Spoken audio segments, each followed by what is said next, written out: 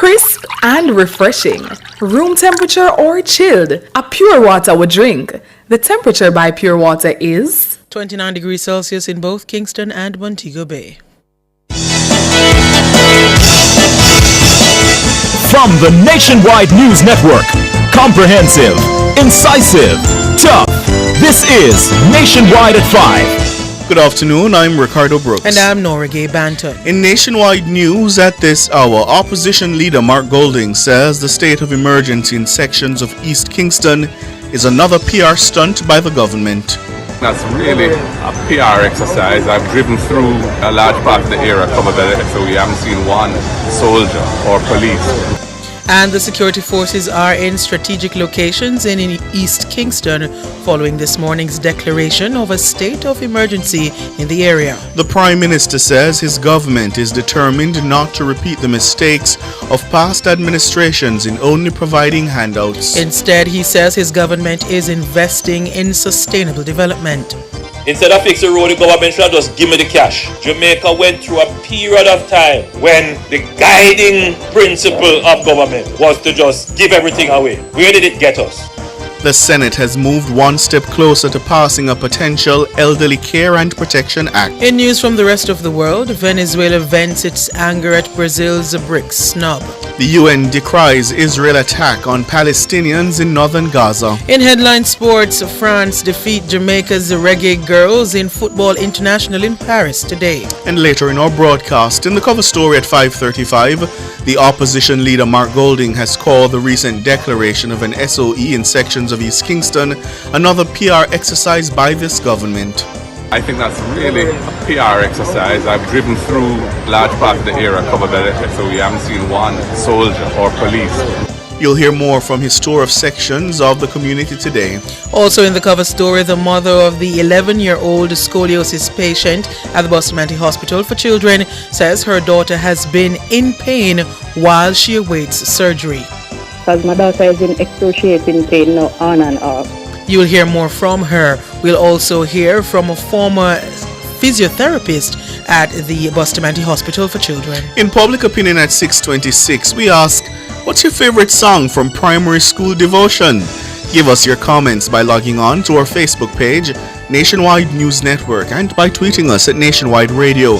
You can also message us on WhatsApp at 876-285-5693 or send your comments on Instagram at Nationwide 90FM. In the nation's business at 6:40, outgoing Finance Minister Dr. Nigel Clark is set to leave his post next week, but there's still no indication as to who will replace him. Chartered accountant Dennis Chung will join us to discuss. All these and more as we take you home on air on your mobile, Nationwide 90FM, Nationwide Radio, JM.com, and on the Nationwide app.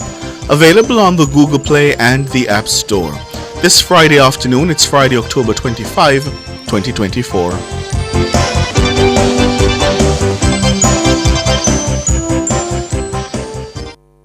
News at 5 is brought to you by Fostrich Company Limited, fostering rich customer service. If it's news, it's got to be Nationwide 90 FM. Now to the details. Opposition leader Mark Golding has described the recent declaration of a state of emergency in sections of East Kingston as another public relations exercise by the government. Mr. Golding made the comment while on a tour of sections of the constituency on Friday. He says the People's National Party PNP continues to believe the government's continued routine use of the enhanced security measure violates the Constitution. Nora Gay Banton has more in this report. With 5 men dead and several others injured, Mark Golding says he went to the PNP stronghold of East Kingston and Port Royal to show solidarity with the people and his colleague MP Philip Polwell. During his visit, he was asked to react to the government's declaration of a state of emergency in response to the latest mass murder in the country. He described it as little more than another PR stunt by the Holness administration. I think that's really a PR exercise. I've driven through the area, a large part of the area covered by the SOE. I haven't seen one soldier or police until I got to the police station where we are now. So, I don't think that response is, as you know, lawful. We've taken that matter to the Constitutional Court and we're awaiting the hearing of that matter. The government says the state of emergency was necessary in light of increased criminality and risk to public safety. Under the enhanced security measure, the security forces have expanded powers of search and detention. They are also at liberty to limit movement. The opposition leader and PNP president says he continues to believe the security forces can make significant gains in the fight against crime without the declaration of states of emergency. He pointed to a recent example. I was reading in the papers, I think on October the 10th, about Operation Recovery in Trelawney, which was intensive saturation of the space which had been affected by violence related to a lot of scamming, involving the police and the JDF, and they'd found weapons and they'd arrested various people and so on. And there was no SOE there. So, to my mind, what it shows you is that the necessary tools to get control of an area exist without resorting to the ultimate constitutional weapon. Mr. Golding urged residents of the Rockford community where the murders occurred to put aside thoughts of vengeance. I would urge everybody to try to get back on track. My understanding is that a lot of work has been done over the past few years to bring peace to the community, and the peace was being enjoyed. And this is a big setback for that process. And I would urge everyone, leave vengeance to the Lord. That is not the role of man. We must live according to the teachings of Jesus Christ, which is to embrace peace and love. Norige Banton for Nationwide News. In the meantime, the mother of the child of 51-year-old Ortavio Austin says Pleasant Heights has a long way to go before peace and unity can be fully restored in the community. Austin was among those killed along with his son Okero during the mass shooting at a football match in the community formerly known as Warwicker Hill. The competition was put on by Austin, who had recently returned to Jamaica in a bid to restore peace and unity among the residents. The woman says she did not want him to return. I was not pleased with him returning, knowing these sets of young people now. So if it was for me, he wouldn't be here. What was his objective? What did he want for the community? Oneness, togetherness, and love. And it's because of his love for this community that has caused this. The woman says the majority of the residents were in agreement with the efforts to bring harmony among the people, but she says it's a long way to go before peace can be restored.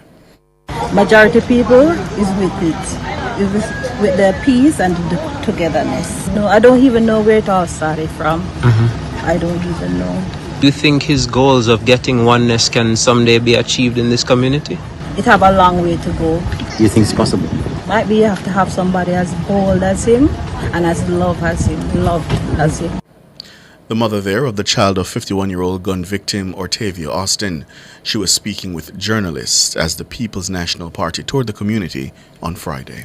Meanwhile, security forces have moved into position in several strategic locations in East Kingston following Friday morning's declaration of a state of emergency in the area. The enhanced security measure was declared following Monday's mass murder of 5 men in the Pleasant Heights section of Rockford.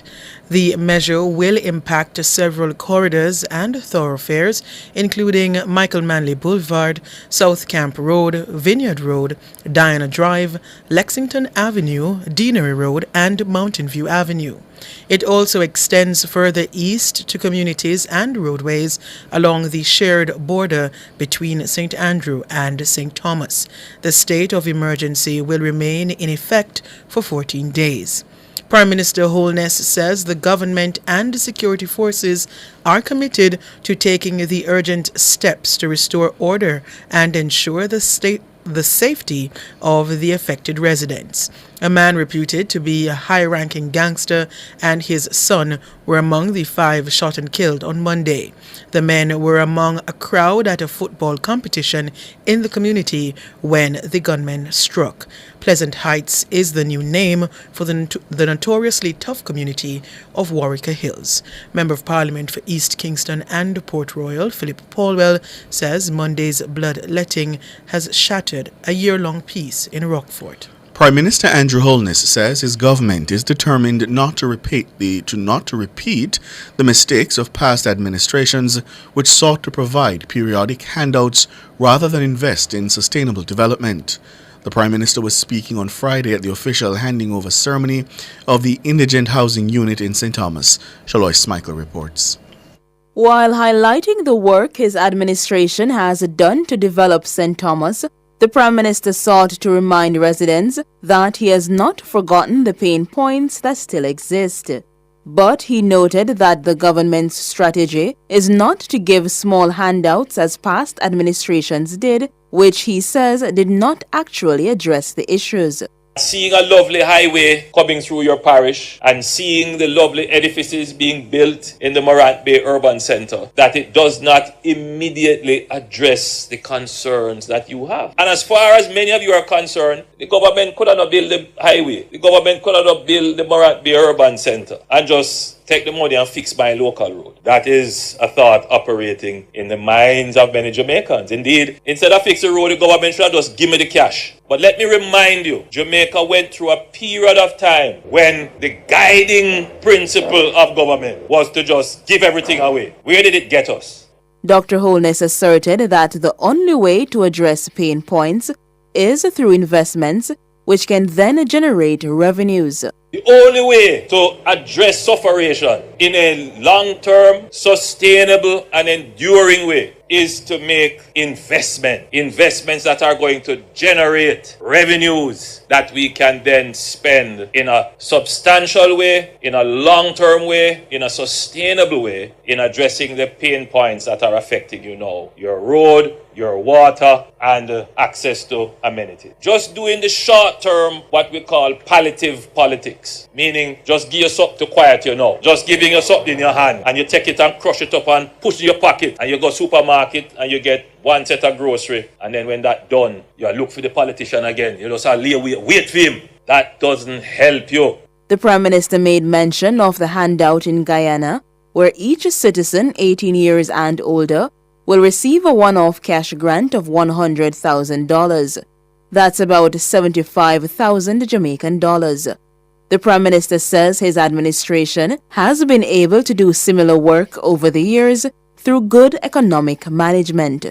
I see some of the comments pouring scorn on the reverse tax credit. Where did that money come from? What did Jamaica discover to be able to do that, the first in our history? And it's not the only time that we have given back. During COVID, persons who were put on furlough, they got cash support under the CARE program. We gave a general grant to every person who applied for it. When oil prices went up and electricity bills went up very high, we gave a subsidy. We were giving back. When we remove school fees from HEART, that's a give back. And how have we been able to do this? You know what we have discovered in this country? Good economic management. Shalois Smikle for Nationwide News. You're listening to the news on Nationwide at 5. We'll have more after these.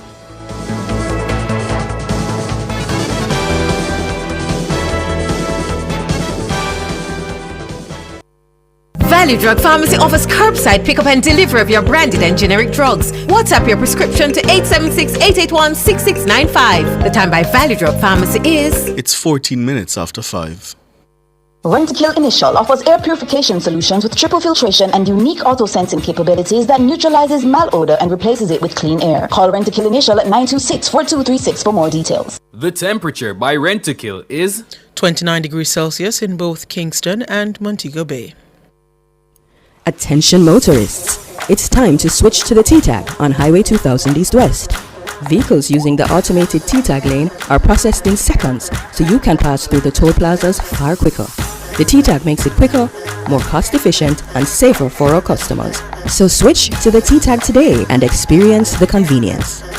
The discount on T-Tag packages has been extended. Get yours for only $1,500, including a $500 toll credit from now until October 31st.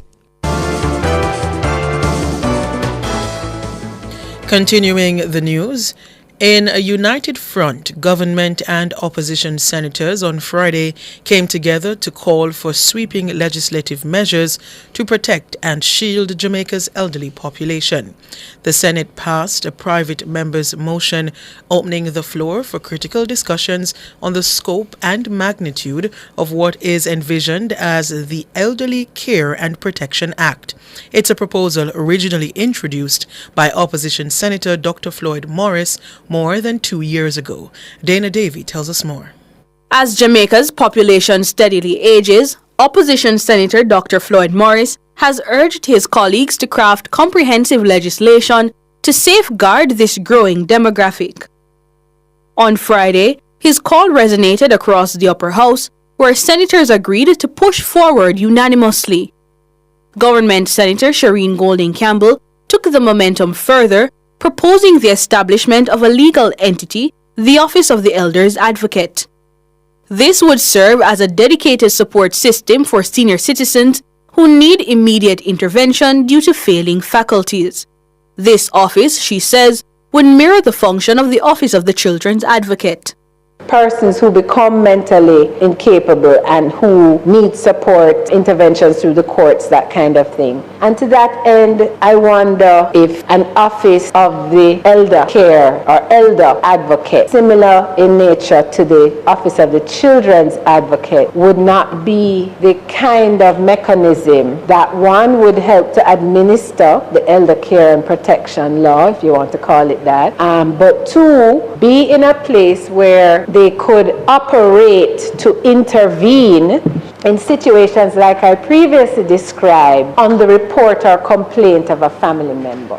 Opposition Senator Peter Bunting also contributed to the discourse, advocating for stronger financial safeguards for retirees. Particularly, he suggested a pension floor to ensure economic stability for retired public sector workers.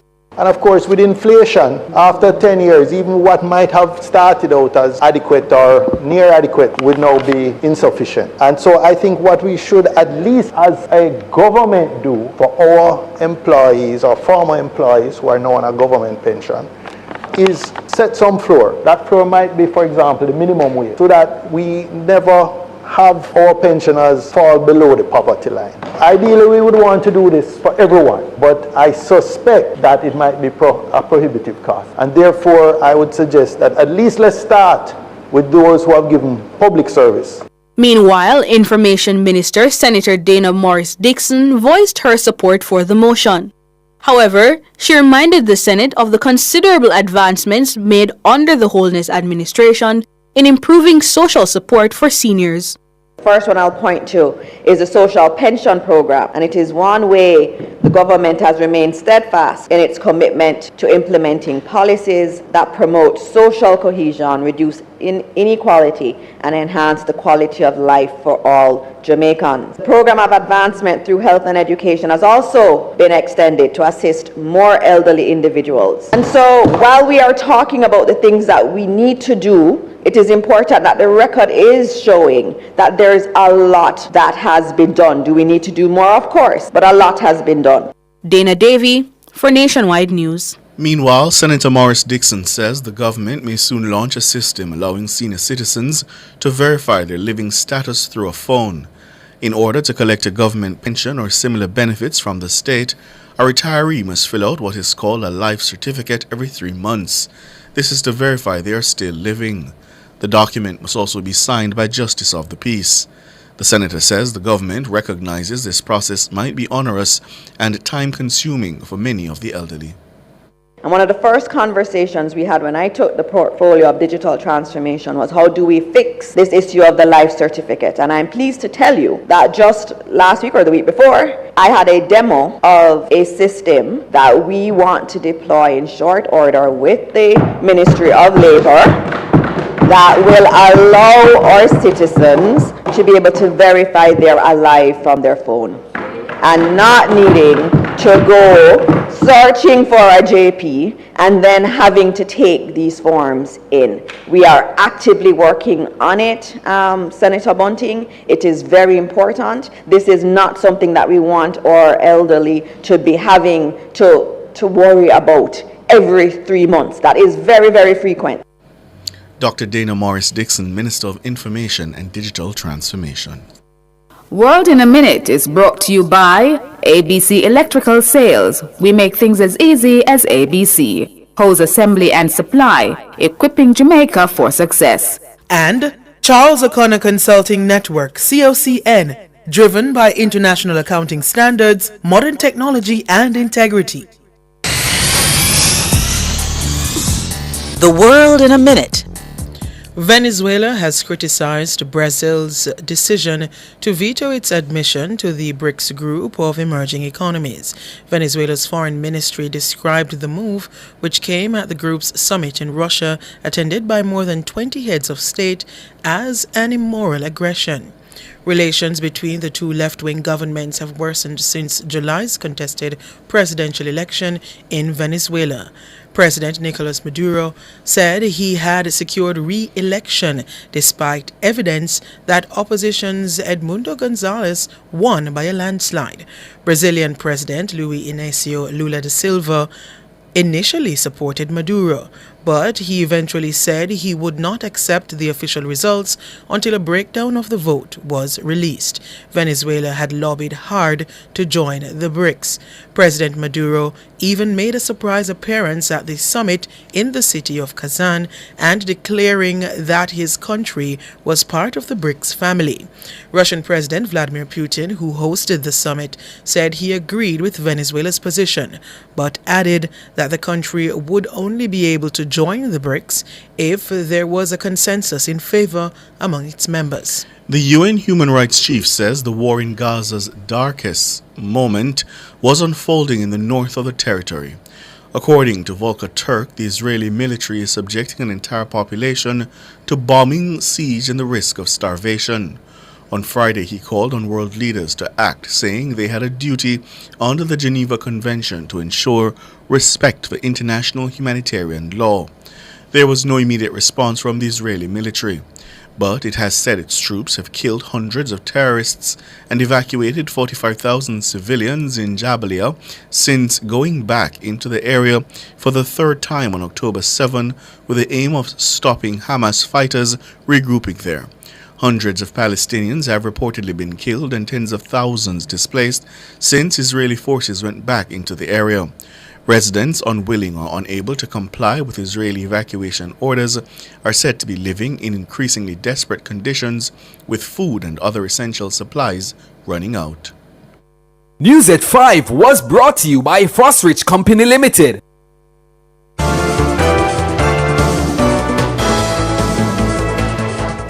Recapping the top stories making nationwide news at this hour. Opposition leader Mark Golding says the state of emergency in sections of East Kingston is another PR stunt by the government. And the security forces are in strategic locations in East Kingston following this morning's declaration of a state of emergency in the area. The Prime Minister says his government is determined not to repeat the mistakes of past administrations in only providing handouts. Instead, he says his government is investing in sustainable development. I'm Ricardo Brooks. And I'm Nora Gay Banton. You can find the news on our website at nationwideradiojm.com and on the Nationwide app, available on the Google Play and the App Store. News next at 6 tomorrow morning.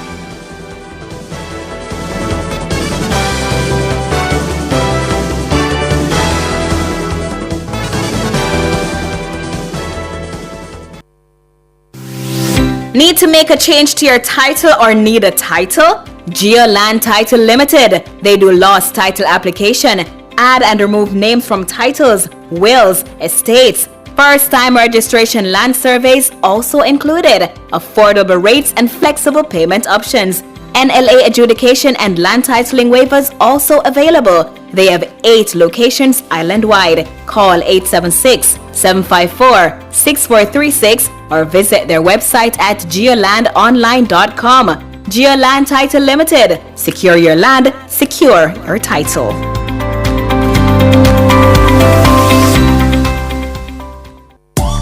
Let's talk about inflation.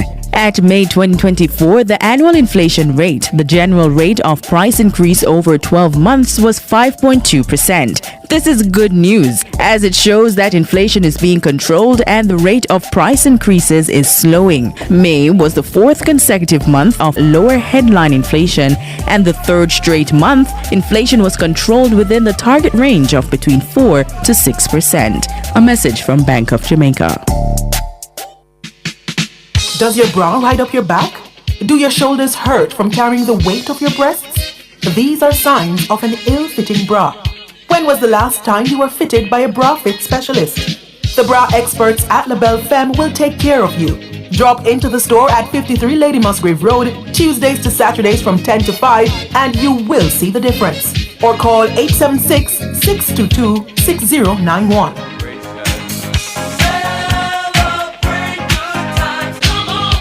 Join us as we explore the power of nuclear applications for sustainable development at the Scientific Research Council's 31st Science and Technology Conference in cooperation with the International Atomic Energy Agency, October 29 to November 1 at the Jamaica Conference Center. Discover groundbreaking research in nuclear science and its application in medicine, agriculture, environment protection, amongst others. 6.5 CME hours available. Register now at www.srcconference.com. Contact the Scientific Research Council at 876-927-1771 for more information.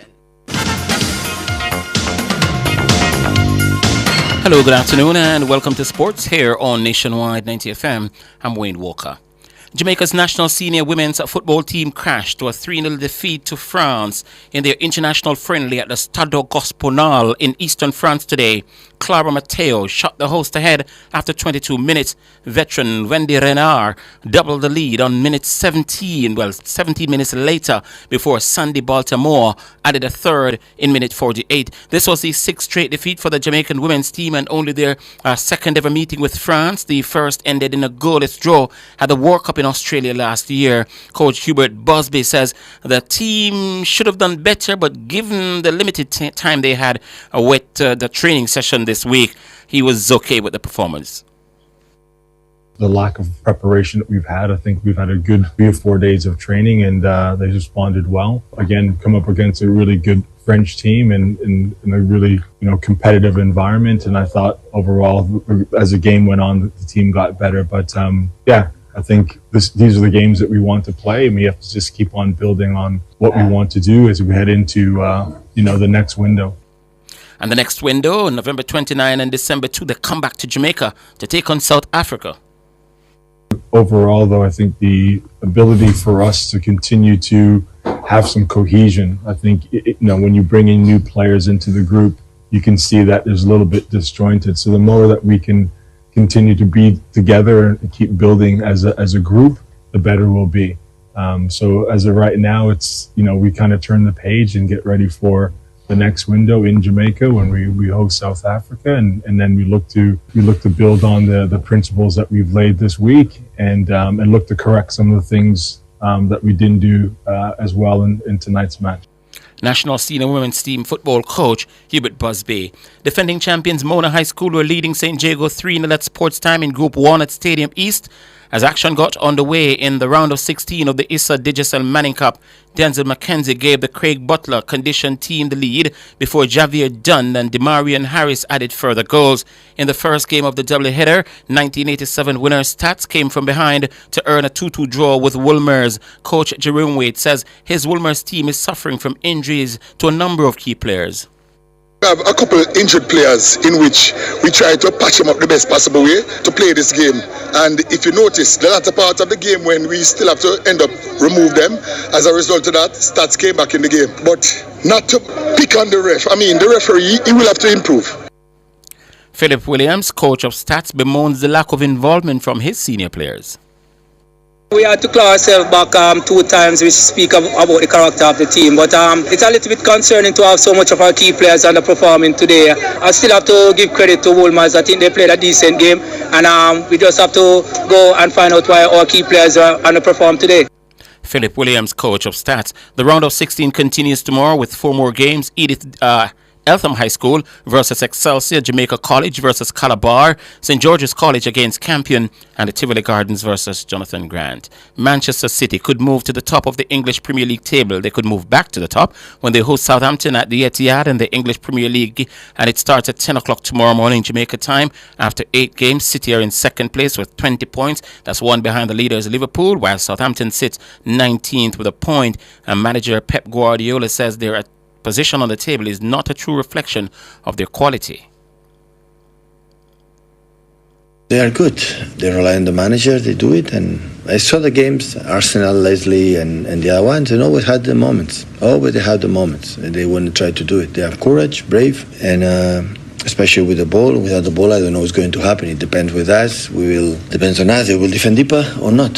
So we'll see. As Pep Guardiola, in other fixtures, Aston Villa hosts Bournemouth, Brentford at home to Ipswich, Brighton and Hove Albion will take on Wolverhampton Wanderers, and Everton will take on Fulham. Meanwhile, Arsenal welcome the Reds of Liverpool in Sunday's game of the round. Chelsea at home to Newcastle, Crystal Palace will entertain Tottenham, and West Ham will welcome the visit of Manchester United. And finally, in sports at this time, the West Indies will square off with Sri Lanka in the third and final one-day international at the Pallekele International Stadium. Tomorrow, it gets underway at 5 Jamaica time. The hosts have already pocketed the series after winning the first 2 games convincingly. The Caribbean side will look to salvage pride with a win to end what has been a challenging tour. Sri Lanka, they've looked like a well-oiled machine so far, and they defeated India in the ODI series in August, and the confidence they gained from that massive result certainly given the players a lot of self-belief. The Lankan Lions won the first one-day international by 5 wickets as they chased down the revised target of 232 in just 31 overs and 5 balls with 5 wickets and 31 balls to spare. And we're going to have more sports come your way at 6:05.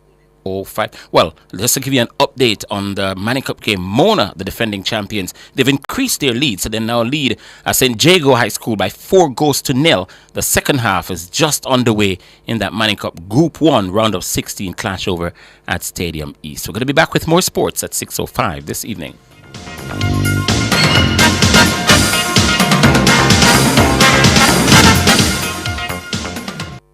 Since 2016, 156,000 more Jamaicans are working. This is more than any other time in our history. Your government is caring for you.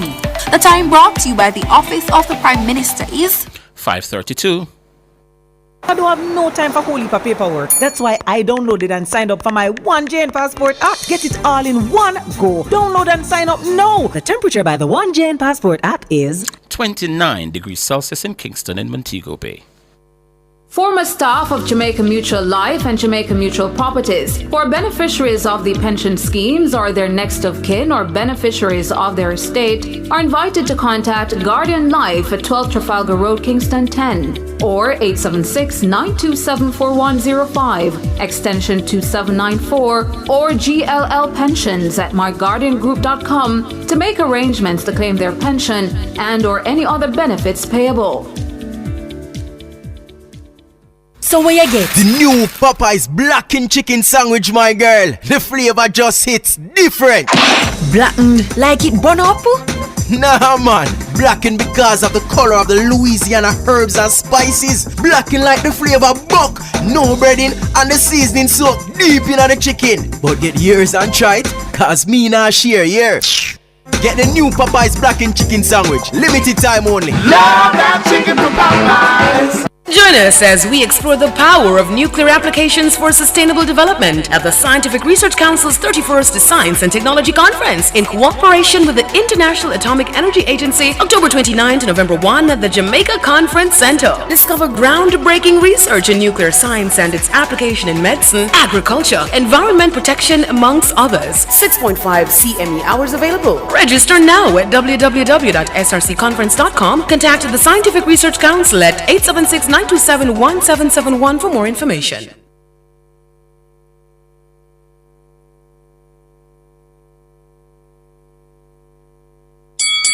It's a showdown of the shows. 6 shows, 1 winner. Who will it be? Tune in to Nationwide 90 FM between 11 a.m. and 12 p.m. from Monday, November 4 to Monday, November 11 for the NNN Quiz Competition. Get ready for the ultimate test of knowledge in our thrilling NNN Quiz Competition. Friendships have been transformed into rivalries as our shows compete in the ultimate showdown. With each correct answer, the excitement builds, and with each incorrect one, opportunities are lost. The stakes are high, and the listeners will be on the edge of their seats. The NNN Quiz is back. Tune in between 11 a.m. and 12 p.m. during CliffViews Online from Monday, November 4 to Monday, November 11 for the NNN Quiz Competition. Who will emerge victorious on this edition of the NNN Quiz Competition? Find out only on Nationwide 90 FM, the new revolution in media. The NNN Quiz is brought to you by the Student Center, the Jamaican Association for Debating and Empowerment Jade Limited, Wellington Dental, Mark's Superstore, Max Pharmaceutical, Mats Unlimited, and JTA Credit Union. None of mercy. This one is very classic, dedicated to all the schoolers who are taking beats. If you've ever struggled to pass an exam, then you'll know that students today are under great pressure to get good grades and secure qualification needed to move on to higher education. The problem is that too many students are struggling alone and could really benefit from connecting with hardworking teachers and other bright students in other parts of the country and the region. Join me, Dennis Brooks, this and every Friday evening from 8 to 9, with a repeat on Saturday morning from 8 to 9. For the A-Team, a study group on radio, my team of teachers, students, and experts will break down the syllabus, giving you information, tips, and past paper questions that will help you get top grades in your upcoming exams. Follow us on Facebook Live and on Twitter and be a part of the community. It's the A-Team. Fridays at 8 p.m. with a repeat at 8 o'clock on Saturday morning. It's your free extra class on radio and social media. And it's right here on Nationwide 90 FM, the revolution in media. The cover story is brought to you by New World Home Improvement and Detail Cleaning. Detailed cleaning for your business and home. New World Home Improvement and Detail Cleaning offers high-quality detail cleaning and home improvement services. They cater to residential and commercial properties. They clean from the ceiling to the floor. They clean sofas, mattresses, carpets, and chairs. They deep clean and restore all floors. They repair and restore roofing. They do tiling, general paintings, drywall works, and other carpentry services to include property renovation. Call them 876-384-9313. Follow them at New World Detail Cleaning and Home Improvement.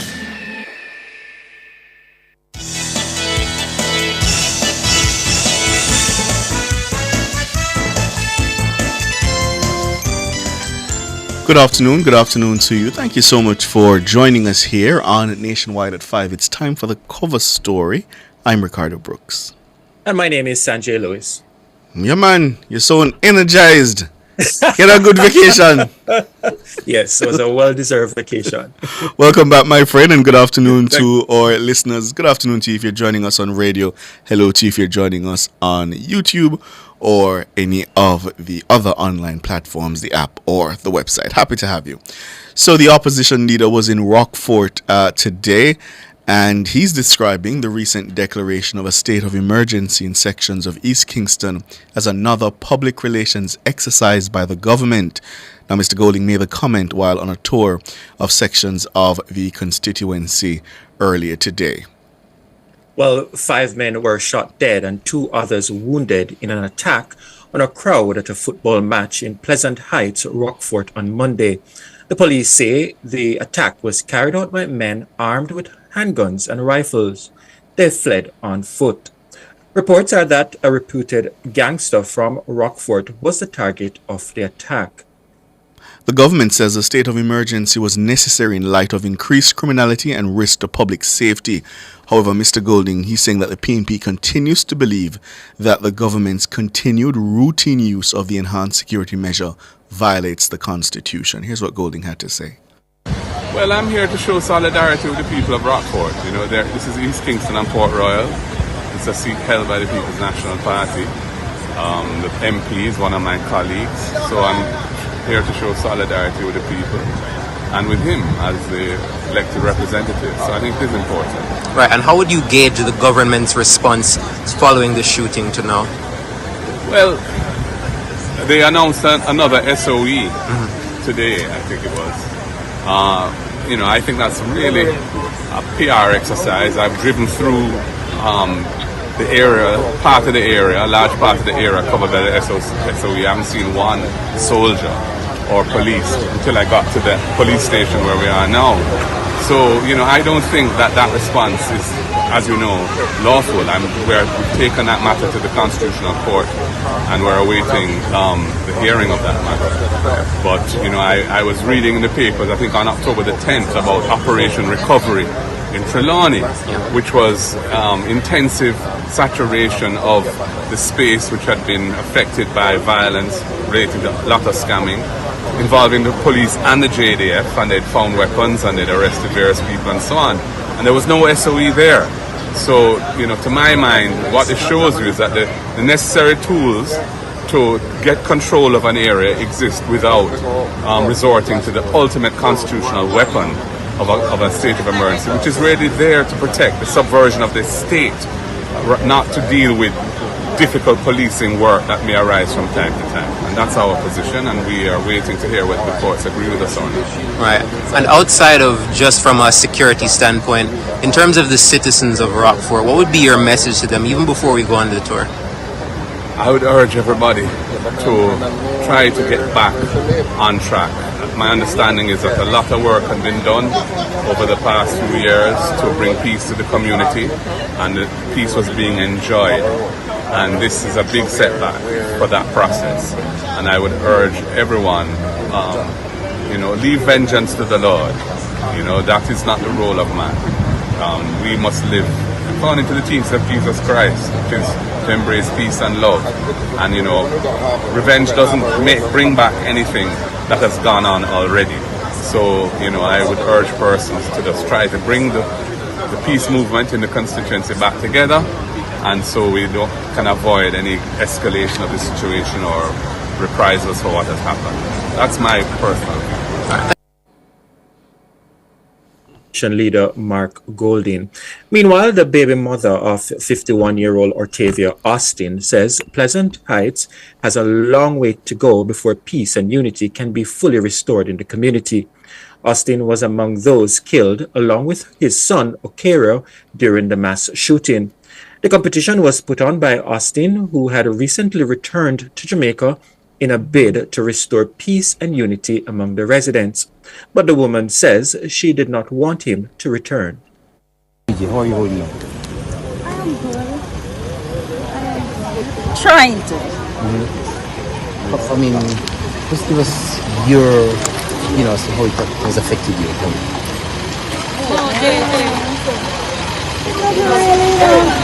I'm not saying it's the best, but I'm holding up, I'm praying, and the community is here with me. And what have the few days been like following, the shooting? It's been quiet. It's been quiet.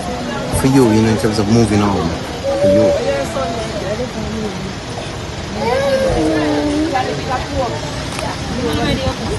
As the days go by, there are times when memories and all those stuff. But I try my best to be strong for my family. What were you hoping for him to achieve? Because he was a well-known, influential person, right? What were you hoping for him to achieve? I was not pleased with him returning, knowing these sets of young people now. So if it was for me, he wouldn't be here. What was his objective? What did he want for the community? Because I'm sure he spoke to you about, right? His dreams for the community. Oneness, togetherness, and love. And it's because of his love for this community that has caused this. So the people here resented that? They didn't want that? No. Do you think that's the reason why he was shot? No. Maybe it was an handful. I don't know the circumstances, but majority people is with it. with the peace and the togetherness. So you're saying it's just a select few that are on the other side in that case? I don't even know. I don't even know where it all started from. I don't even know. Do you think his goals of getting oneness can someday be achieved in this community? It have a long way to go. Do you think it's possible? Might be you have to have somebody as bold as him and as loved as him. Was he getting any kind of threats? Not that I know. So you were shocked when you got the news, you were shocked? Were you? Shocked. But to the rate of how things going on in Jamaica every day with these young people, yeah, that is what I fear all along. So it's like a fear, it just come true. The mother there of a child of one of the deceased in Rockfort's mass murder on Monday. Meanwhile, the security forces, they've moved into position in several strategic locations in East Kingston following this morning's declaration of the state of emergency. Now, the enhanced security measure was declared, as you know, listener, in response to the mass murder on Monday. 5 men were killed in that incident. The measure will impact several corridors and thoroughfares, including Michael Manley Boulevard, South Camp Road, Vineyard Road, Diana Drive, Lexington Avenue, Deanery Road, and Mountain View Avenue. And it also extends further east to communities and roadways along the shared border between St. Andrew and St. Thomas. The state of emergency will remain in effect for 14 days. And Prime Minister Andrew Holness says the government and security forces are committed to taking the urgent steps to restore order and ensure the safety of the affected residents. A man reputed to be a high-ranking gangster and his son were among the 5 shot and killed on Monday. The men were among a crowd at a football competition in the community when the gunmen struck. Pleasant Heights is the new name for the notoriously tough community of Waurika Hills. And meanwhile, the Member of Parliament for East Kingston and Port Royal, that's Philip Paulwell, says Monday's bloodletting has shattered a year-long peace in Rockfort. Well, let's hope this enhanced security measure declared for 14 days certainly initially will go some way in restoring calm to the area and we don't see any kind of reprisals or flare-ups. We're up on the break. Yep. We take the break and come back with more.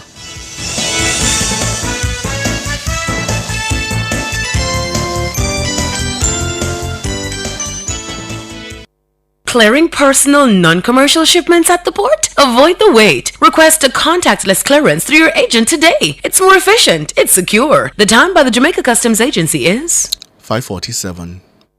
Upgrade your kitchen and bathroom to the next level with Unique Living. They're the ultimate destination for all your kitchen and bathroom needs. From luxurious shower systems to exquisite faucets, vanities, sinks, toilets, closets, and more. They have it all. Visit shop number 6, 30 Dunrobin Avenue, Kingston 10, or call them at 876-755-3661. Elevate your space with Unique Living, where quality meets expectations.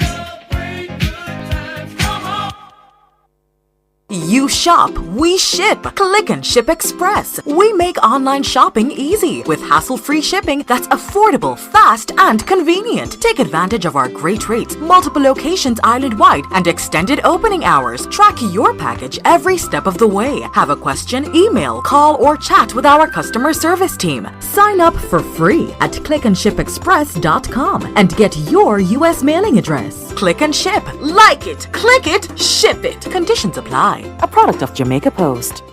Deposit we have insurance. It's an account that come with assurance. Let me teach you why it's important to have deposit insurance. Just in case your bank crash dead, no need to put your hands by your head. Up to 1.2 million you get for all accounts that's affected. Yeah, one room you can start it, or throw a house party. Pay your mortgage with ease. JDIC is a smart win. Deposit we bring safety. JDIC them protect me. Bank and billing society protected. The flow you must get with. Protect your savings smart. We urging you to call me. Guarantee you need us. We take banking serious. JDIC, protecting deposits for you and me. The National Land Agency and the Ministry of Economic Growth and Job Creation will host a community meeting on Monday, October 28, 2024 at 4 p.m. to address land title concerns for residents of Aki Walk and the Jackson Town in St. Andrew. The meeting will be held at the Meadowbrook Church of Christ, 25 Meadowbrook, Maine, Kingston 19. For more information, contact the National Land Agency at 876-750-5263 or 876-946-5263. The National Land Agency, one goal.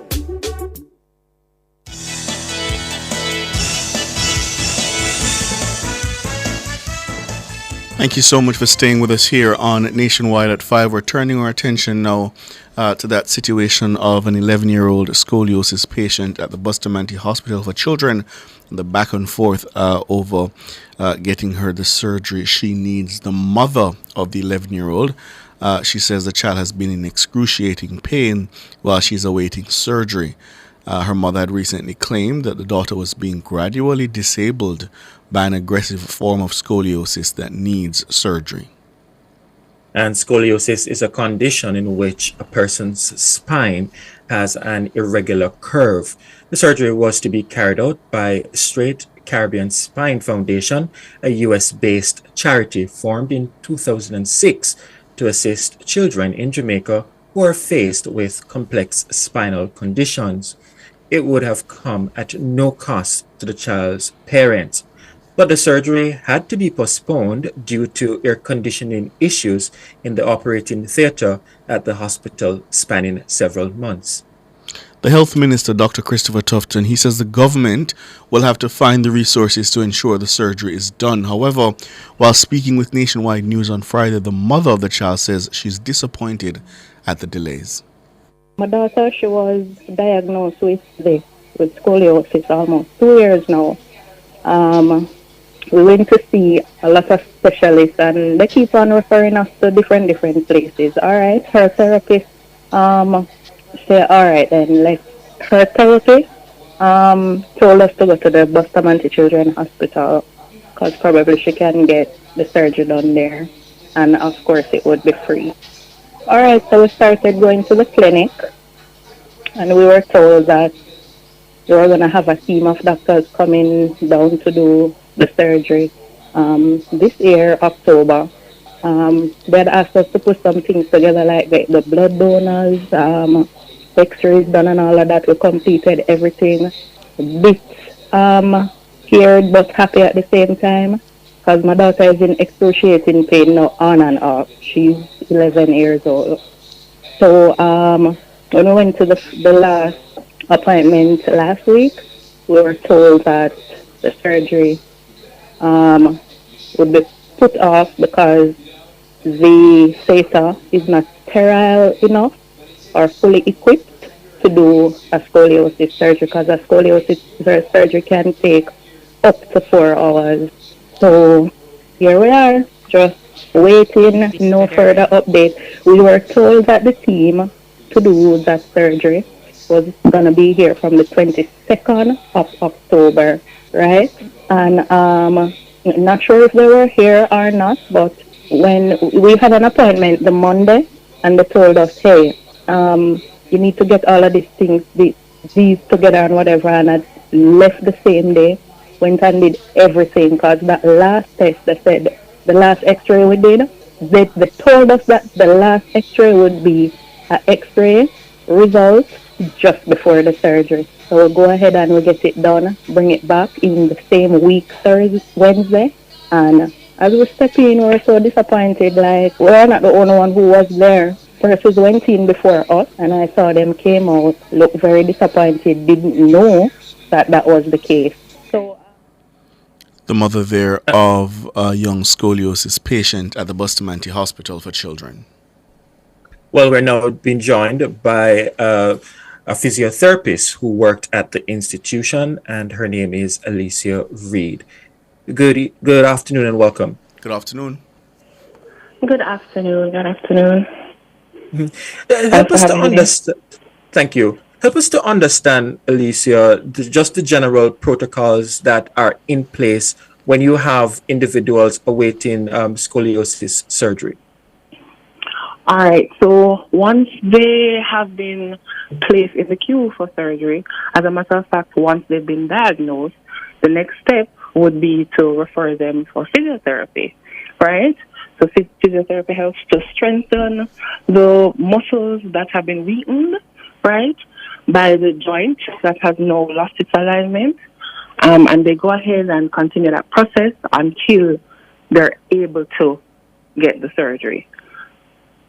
So usually they do physiotherapy at the clinic at Children's, or they can opt to do private physiotherapy. And is it that for surgeries like these, they are given a higher priority than others, considering the nature of the condition? Not necessarily. What happens is that it becomes high priority if the child starts having severe pain coupled with breathing issues, right? Remember that the entire vertebral column, is what changes. And so when you get curvature, then it can impede how the lungs operate, how the heart operates, right? So the aim is to really not get it to that point, but is to prevent. So the children whose surgery will be done are the ones who are at a greater risk for greater curvature as they grow, right? So the earlier, the better, to avoid complications. And in your experience, how often have you seen delays in ensuring that surgery is done for a child that needs it at the facility? To be honest with you, for scoliosis, since the program started some years back, there have not been any delays. This is the first time that this is happening, right, that I know of.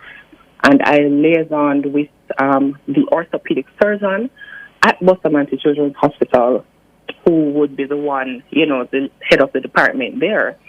And that's when I was told that the theater conditions were less than advantageous to the children. Mm-hmm.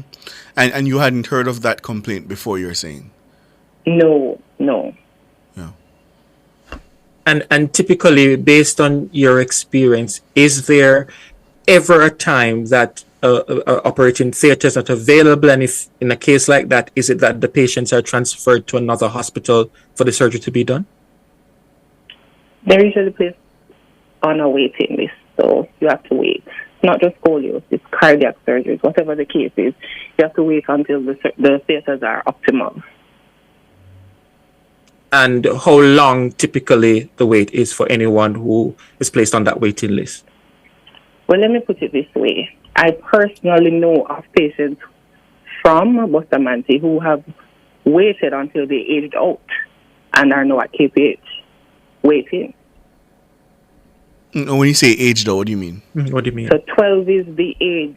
So it's from 0 to 12 that Children's Hospital treats. So once you're out of that age range, then you would be sent to KPH for further management. Bustamante tries to retain the orthopedic department, I should say, tries to retain, as many as possible once they're already in the program. But the truth is, once you get to a certain age, you have to go to the adult hospital, Yeah.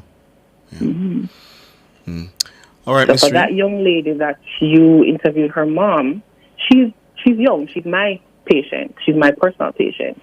So I really wanted to ensure that her surgery was done because she is at risk of a lot of complications, right? She has hit her first menarche, which means that she's now seen her period, right? Or what people call it. Right. And the pain is severe. She has shortness of breath most of the times, and she has 2 curvatures. So a lot of scoliosis patients have 1. She has 2. So she would be top priority, and she was top priority. And because of the length of the surgery, it had to be put off, as I was told that, of course, the surgeons would be dripping sweat in the theater because they're blowing hot air, not cool air. And the last update you got, are you aware if there are any closer to performing the surgery?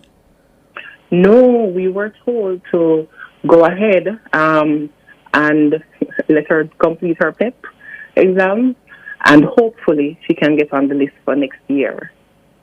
Next year? Hoping that the theaters are, up to par at that time next year. Oh, well, I think the minister said that there was some efforts to try to get the surgery done at the University Hospital of the West Indies. So we'll have to check as to whether that... Now, that was another child. So the other child whose surgery was done today, that parent had reached out to the media house, and hence Christopher Tufton was brought into play. So that child's surgery was done today. But the others, there are other girls on the list. For example, my patient. Right. About how many individuals are on that list? I was told 15. So last week they tried to do 4. So if 4 was done last week, that would leave 11. 1 was done today. That would leave 10.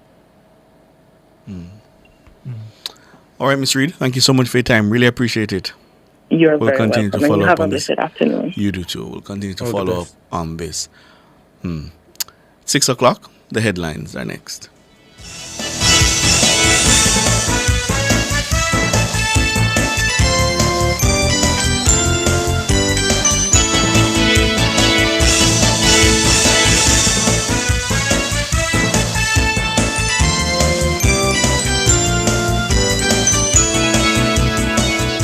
The cover story was brought to you by New World Home Improvement and Detail Cleaning. Detailed cleaning for your business and home.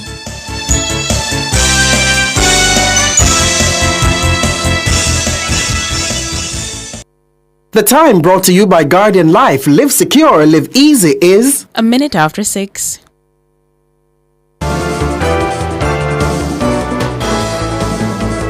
Nationwide headlines at 6.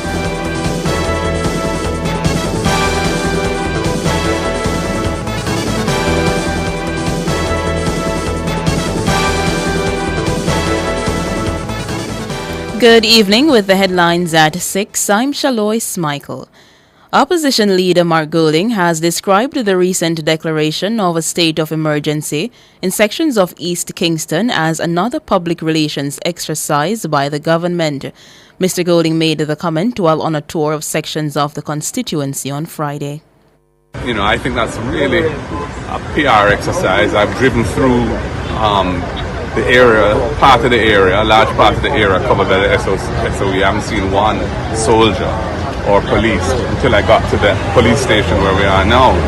So, I don't think that response is, as you know, lawful. We've taken that matter to the Constitutional Court and we're awaiting the hearing of that matter. The opposition leader says he continues to believe the security forces can make significant gains in the fight against crime without the declaration of SOE. He pointed to a recent example. I was reading in the papers, I think on October the 10th, about Operation Recovery in Trelawney, which was intensive saturation of the space which had been affected by violence related to a lot of scamming, involving the police and the JDF, and they'd found weapons and they'd arrested various people and so on. And there was no SOE there. So, to my mind, what it shows you is that the necessary tools to get control of an area exist without resorting to the ultimate constitutional weapon. Mr. Golding urged residents of the Rockfort community where the murders occurred to put aside thoughts of vengeance. I would urge everybody to try to get back on track. My understanding is that a lot of work has been done over the past few years to bring peace to the community, and the peace was being enjoyed. And this is a big setback for that process. And I would urge everyone, leave vengeance to the Lord. That is not the role of man. We must live according to the teachings of Jesus Christ, which is to embrace peace and love. Mark Golding, opposition leader. Prime Minister Andrew Holness says his government is determined not to repeat the mistakes of past administrations, which sought to provide periodic handouts rather than invest in sustainable development. The Prime Minister was speaking on Friday at the official handing over ceremony of the indigent housing unit in St. Thomas.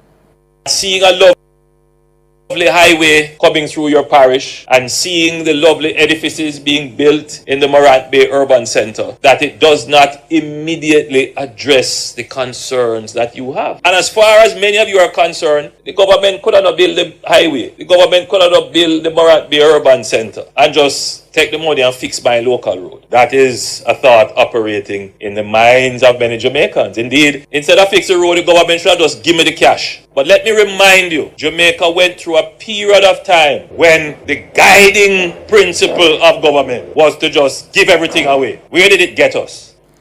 Dr. Holness asserted that the only way to address the pain points is through investments, which can then generate revenues. The only way to address sufferation in a long-term, sustainable and enduring way is to make investments that are going to generate revenues that we can then spend in a substantial way, in a long-term way, in a sustainable way, in addressing the pain points that are affecting you now. Your road, your water, and access to amenities. Just doing the short term, what we call palliative politics, meaning just give you something to quiet you now. Just giving you something in your hand, and you take it and crush it up and push it in your pocket, and you go supermarket and you get one set of grocery, and then when that done, you look for the politician again. You just wait for him. That doesn't help you. Prime Minister Andrew Holness. In a united front, government and opposition senators on Friday came together to call for sweeping legislative measures to protect and shield Jamaica's elderly population. The Senate passed a private member's motion opening the floor for critical discussions on the scope and magnitude of what is envisioned as the Elderly Care and Protection Act. Government Senator Shireen Golding Campbell further proposed the establishment of a legal entity, the Office of the Elders Advocate. Persons who become mentally incapable and who need support, interventions through the courts, that kind of thing. And to that end, I wonder if an office of the elder care or elder advocate, similar in nature to the office of the children's advocate, would not be the kind of mechanism that one would help to administer the elder care and protection law, if you want to call it that, but two, be in a place where they could operate to intervene in situations like I previously described on the report or complaint of a family member. Shireen Golding Campbell, Government Senator. And Opposition Senator Peter Bunting also contributed to the discourse, advocating for stronger financial safeguards for retirees. Particularly, he suggested a pension floor to ensure economic stability for retired public sector workers. And of course, with inflation, after 10 years, even what might have started out as adequate or near adequate would now be insufficient. And so I think what we should at least as a government do for our employees or former employees who are now on a government pension is set some floor. That floor might be, for example, the minimum wage, so that we never have our pensioners fall below the poverty line. Ideally, we would want to do this for everyone, but I suspect that it might be a prohibitive cost. And therefore, I would suggest that at least let's start with those who have given public service. Peter Bunting, Opposition Senator. Meanwhile, Information Minister Senator Dana Morris Dixon voiced her support for the motion. First one I'll point to is the social pension program, and it is one way the government has remained steadfast in its commitment to implementing policies that promote social cohesion, reduce inequality, and enhance the quality of life for all Jamaicans. The program of advancement through health and education has also been extended to assist more elderly individuals. And so while we are talking about the things that we need to do, it is important that the record is showing that there is a lot that has been done. Do we need to do more? Of course, but a lot has been done. Dana Morris Dixon, Government Senator. Those were the headlines at 6. I'm Shalois Michael. Sports is next.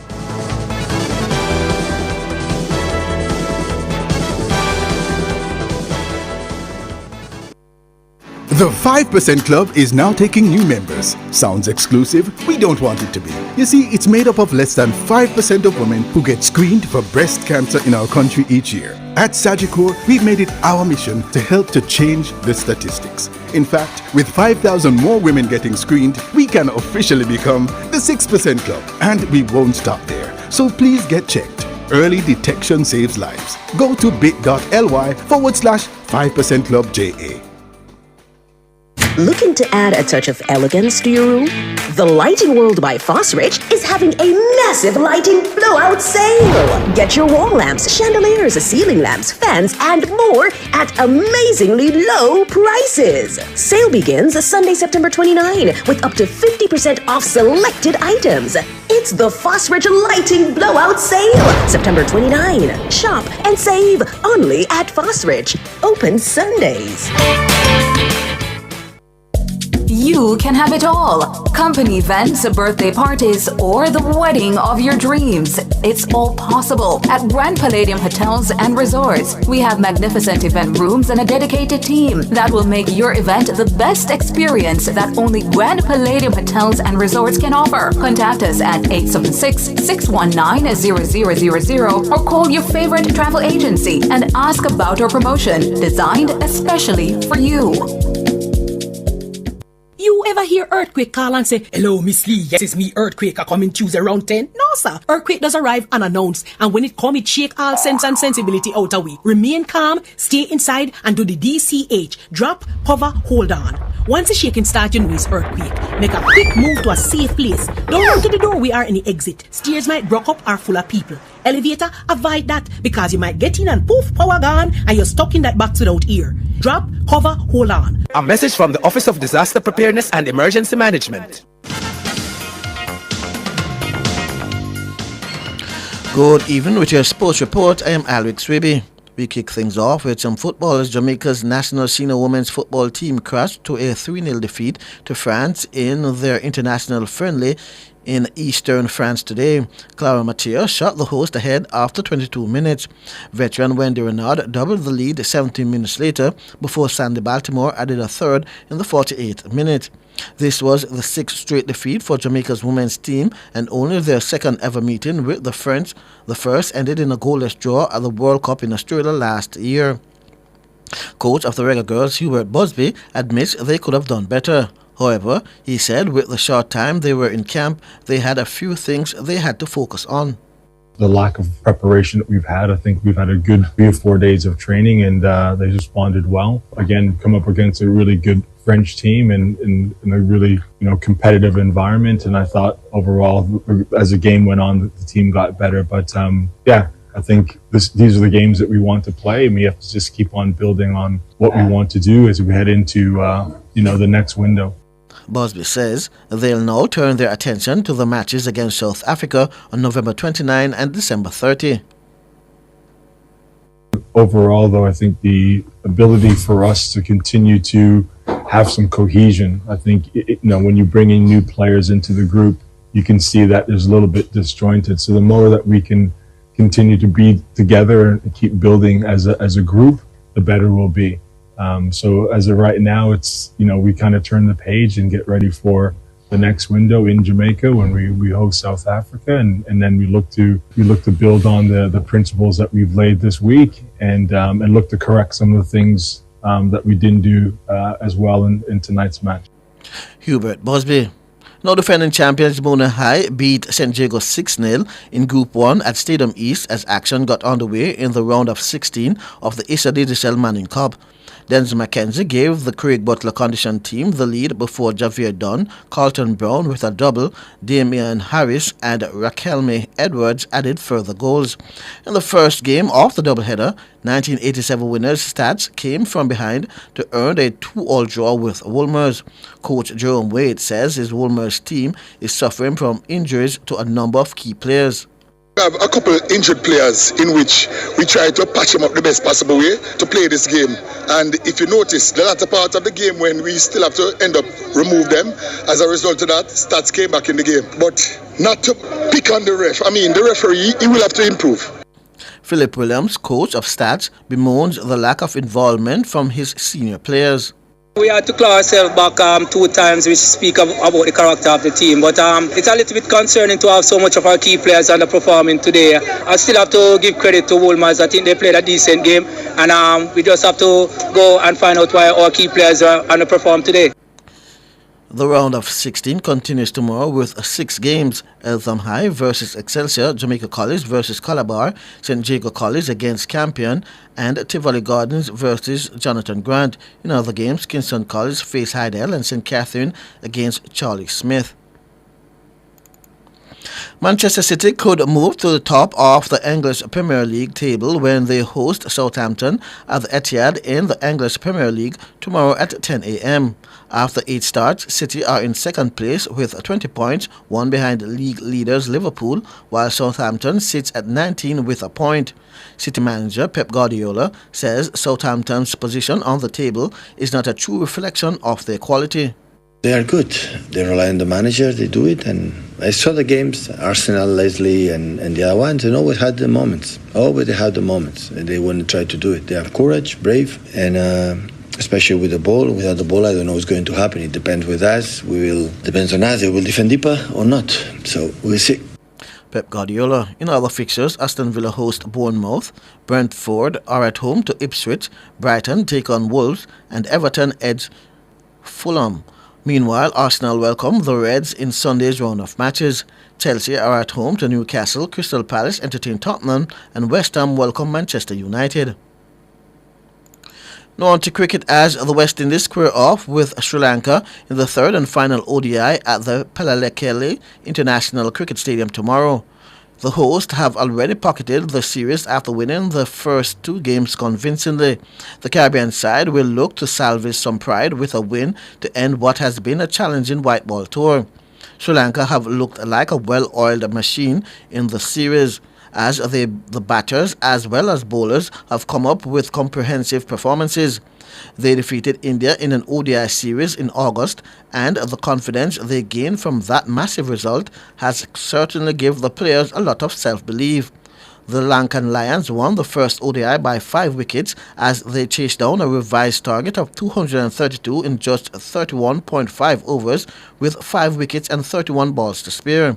Meanwhile, the second ODI saw Charith Asalanka's men chasing down a 190-run target in 38.2 overs with 5 wickets left in the bank.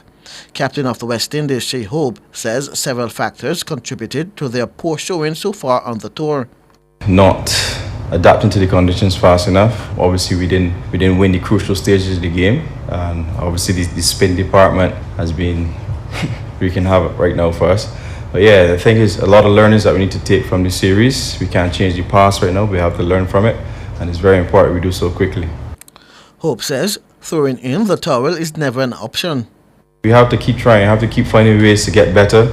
I think it's more mental than anything at this point in time, because skill work is skill work, yes, but we have to make sure we find ways to adapt as quickly as we can. One day of practice is not going to make us into the greatest batter or the greatest bowler ever, so it's more mental prep that we need to do right now at this stage and plan well. Shai Hope. Now, a delegation of 35 members from the Jamaica Constabulary Force, JCF, are in Orlando, Florida to participate in the 2024 SWAT Roundup International Competition and Training. The delegation consists of two teams, one from the JCF SWAT and the other from the JCF Department of Weapons and Tactical Training, DWTT. Head of Special Operations ACP Howard Chambers says over the next 5 days, the teams will compete in 4 team events as they aim to deliver a strong performance. The men are here, they are ready, they are physically fit, and I've been practicing for the last couple of months for this event, and I believe they are quite able and ready to compete. As you know, we are coming off a local SWAT competition that was about 2 to 3 weeks ago. We saw a lot of interest in this competition. In fact, it was well supported right across the landscape. of Jamaica. We had a total of 31 teams entering that competition, and we are seeing where it is getting better and better every year. So it is from that momentum coming off of that local competition that the men are well prepared for this competition this year. In addition to the competition, the event offers valuable opportunities for networking within the global law enforcement community. ACP Chambers says it also serves as a platform for participants to explore the latest advancements in technology, tools, and weapons, making it a multifaceted experience that benefits the JCF at several levels. We look beyond the competition for this event because it's an opportunity for partnership also. It's an opportunity to hear the experiences of other operators right across the world, so to speak. And it's an opportunity for us to learn a new way of doing things. He says the plans are to make Jamaica the leading partners for SWAT competitions in the region. We are looking in the future to see Jamaica being the hub for the Caribbean competition for SWAT. ACP Howard Chambers. And finally, in road racing, the Arden Alumni Foundation, under the chairmanship of Flo Darby, launched the second Optima 5K road race at Hardin Eye with the support of Olympians Brandon Simpson and Maurice Smith. The event is set for November 6 and they are hoping to raise over $60 million. Darby says the funds will be used to establish a wellness center for the school's population of over 2,000 students. A wellness center for all kinds of physical health, emotional health. We plan to have a space for our nurse where she would meet with students and teachers and so on, as well as rooms for our guidance counselors, part-time psychiatrists, psychologists, and social worker. It will be the first of its kind in Jamaica, and we're looking forward to improving the environment for our students. Flo Darby, I'm Alric Swiby, and that's your sports.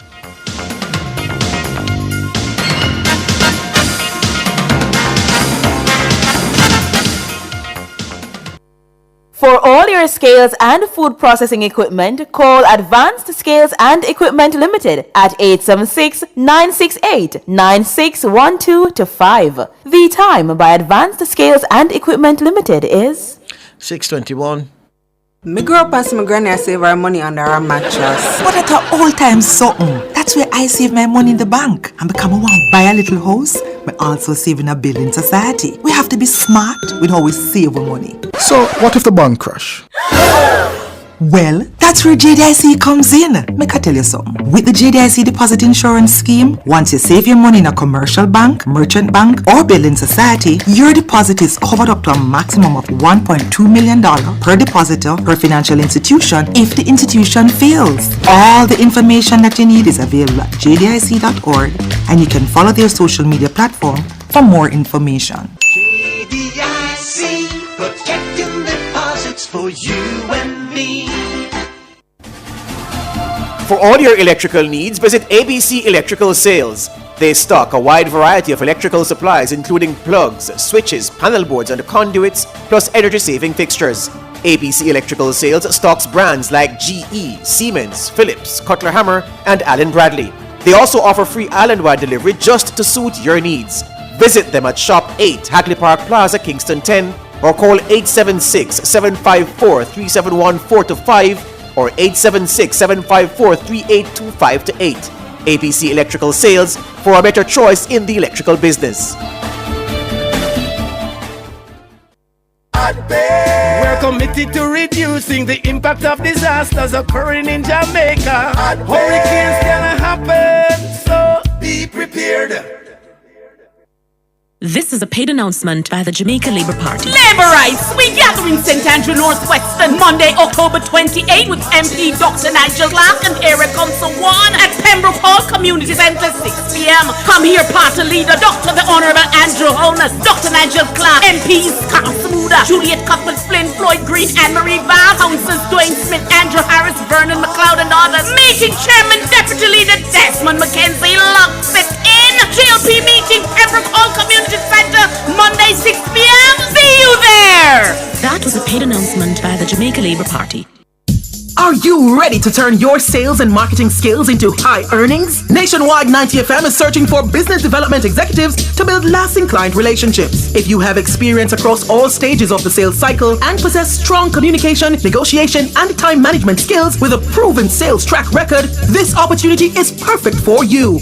Join our team and work with the top corporate brands, media agencies, and of course, our on-air personalities. Enjoy networking opportunities, professional growth, and competitive commissions. Ready to take the next step? Send your resume to hr@nationwidenewsnetwork.com today. Public Opinion is brought to you by Cleasing Industrial Supplies Limited, Industrial Automation and Control Solutions. Good evening and welcome to Public Opinion. I'm Mahiri Stewart. Special good evening to our YouTubers. Feel free to weigh in live on today's Public Opinion. We got a nice little Friday one for you guys today. Nothing too crazy, nothing too political. It's not political at all, yeah? Today we're going to have a nice little discussion about the good old days, specifically primary school. Today in the news meeting, we decided that the public opinion question would be none other than, what was your favorite song from primary school devotion? And as we brought up the question, at the same time we asked the question, a lot of people within the newsroom were giving different answers. And that's what made us realize that the generations are quite different. There are things people used to sing for devotion back in, let's say, the 90s, the 80s, that didn't necessarily trickle down into the 2000s. And because of that, we decided, yeah, this is definitely the question to ask. So that's our question for today. What's your favorite song from primary school devotion? So what we're going to do is we're going to start off with X. We're going to start off with the platform X. Afghanistan Rasta kicks us off. He says, God is great. Let us thank him for our food. Only one I remember. So Afghanistan Rasta, he doesn't remember nothing from devotion. But he does remember leading up to lunchtime where he would probably stand behind his desk. I remember I had to do that in one of the schools I went to. You'd come up out of your chair, you stand behind your chair, and he said, God is good, God is great, let us thank him for our food. Amen. So that's what he remembers from school. He don't remember none of the songs in devotion. But let's keep going on. Blazing Fire says, now the day is over, night is drawing nigh, shadows of the evening steal across the sky. Glory to the Father, glory to the Son. Amen. That one is, that's one that I'm not aware of. That's one I'm not aware of. Never heard that one before, but I have heard of this one before. Denise Mackenzie says, all things bright and beautiful. All things bright and beautiful, all creatures great and small, I believe is the second line to that. And it's all things white and wonderful. The Lord God made them all. He also made things that are black and wonderful, like us black people. Let's keep going, yeah? Instagram, Tana Thomas, our very own, says, all things bright and beautiful, all creatures great and small, all things wise and wonderful. It was God that made them all. So that's 2 votes already for one. We also have Natalie Nita, another one of Nationwide's very own, says, immortal, invisible, God only wise, morning has broken like the first morning, all things bright and beautiful, and we build our school. Now here's the thing, because I see people bringing it up in the YouTube chat.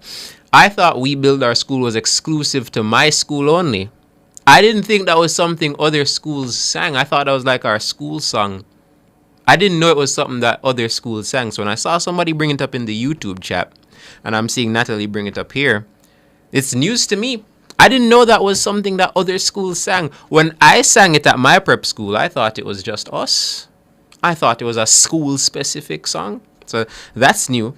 Love is a flag flowing high from the castle of my heart. That's what Portia Clark says she loved singing in devotion. I know that one. Another person says all things bright and beautiful. What else do we have here? I'm not seeing any other answers. All right. Oh, I can literally see my teacher leading the song and telling us to sing up. I speak of no other song than do no sinful action, speak no angry word. That's one I've never heard of. Never heard of that one before. So that one is new to me. It's a shame we don't have calling in sections for public opinion. Public opinion should be its own show, I don't know where we'd put it. But I feel like sometimes we just need callers to come in and sing some of these, or to just give their answer, because some of these I don't know, you know. Some of these I don't know. What else we have here? I see another person saying, immortal, invisible, God only wise. We build our school on thee, O Lord, Daniel Richards. What else we have here? Anthony Shake says, the Lord, the Lord is my shepherd. Original Boss Lady says, Sammy plant piece of corn down a gully. Not something you'd sing in devotion, but okay. I don't know, man. Maybe some schools are different, yeah? What else we have here? Novel Malcolm says, the Lord is my shepherd, I shall not want. Nikki Becky says, there's a flag flowing high from the castle of my heart. What else we have here? Daphne McReith says, the morning bright with roses light that wake me up from sleep. That sounds familiar. I don't know that one, but it sounds familiar. It sounds like something I've heard before. Alice Chisholm says, Jesus bids us shine with clear light like a candle burning in the night. In this world is darkness, so we must shine in your small corner and I in mine. Never heard that one before either. Ooh. All right, man.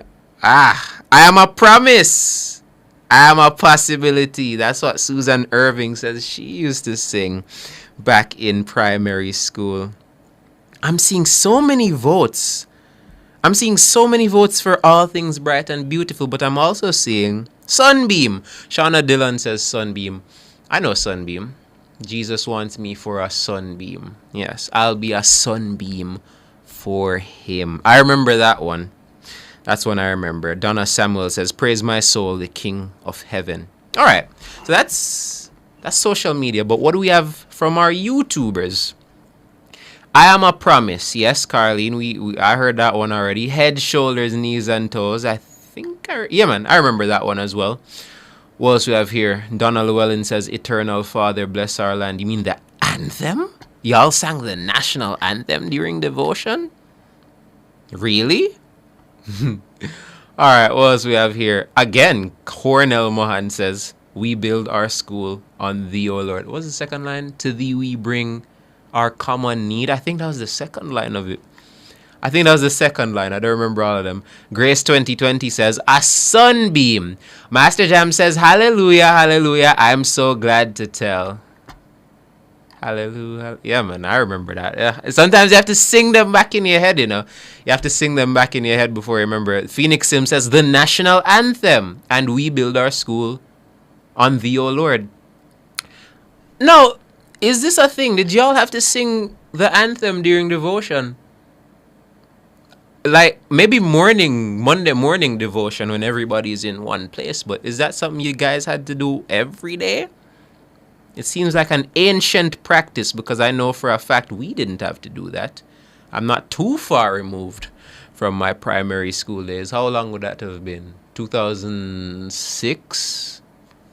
2006 to 11? Wow. There's a roof up above me. I have a good place to sleep. Food on my table, shoes on my feet. That's what Amanda Street says. Yes, Amanda. I know that one. We didn't sing, it wasn't a popular one, but it's definitely one we sang occasionally. Start Girl says, Jesus loves the little children, all the children of the world. There we go. So, yeah, another one we know. Another person saying, all things bright and beautiful. That seems to be the popular vote here. Herman says, around the walls of Jericho. Yeah, man, an army went 7 times without a shout. And then when you actually reach the end, you actually shout. Into Jericho at last. Yeah, man. I know that one. Jesus loves me, this I know, for the Bible tells me so. That's what Barbara Smith says is the song she had to sing at devotion. So Donna Llewellyn is telling me that yes, at the end of devotion, you had to sing the anthem. That's again, no, because I saw somebody else say General Assembly. Carlene Smith said it was General Assembly. Yeah. But someone else here in the Donna is saying that at the end of devotion. So Donna, are you talking about assembly or are you talking about all devotions? Do you have to sing the anthem every day? I want to know, man. I want to know. One more. Let me see how many more I can get before we get out of here. So yeah, man, I'm seeing a lot. Oh, we are together again. Just praising the Lord in one accord. Something good is going to happen. Something good is in store. That's what Willow Will says. They used to sing. It soon be done, says Neely. All the troubles and trials when I get home on the other side. Beverly Lewis says there's a green hill far away. All right, man. Wow. Okay. This is fun, man. Nice little throwback. I wasn't calling you ancient, Donna. No. I was talking about the times, not the people. Not the people back in the times, Donna. I'm talking about just the times. I'm talking about before I was born. Don't feel away. Amanda says, yes, we sang the anthem on Mondays and Fridays for General Assembly. So yeah, there you have it. The anthem was a song sung during devotion. Jesus love is a bubbling over. Yeah, man, that was from kindergarten. I remember singing that one. All right, folks, another wonderful public opinion to end what has been a tiring week. Yeah, if you're listening to this and you're tired, fret not. Like the live if you can, but it's over now. Yeah, time to cool off with the business report.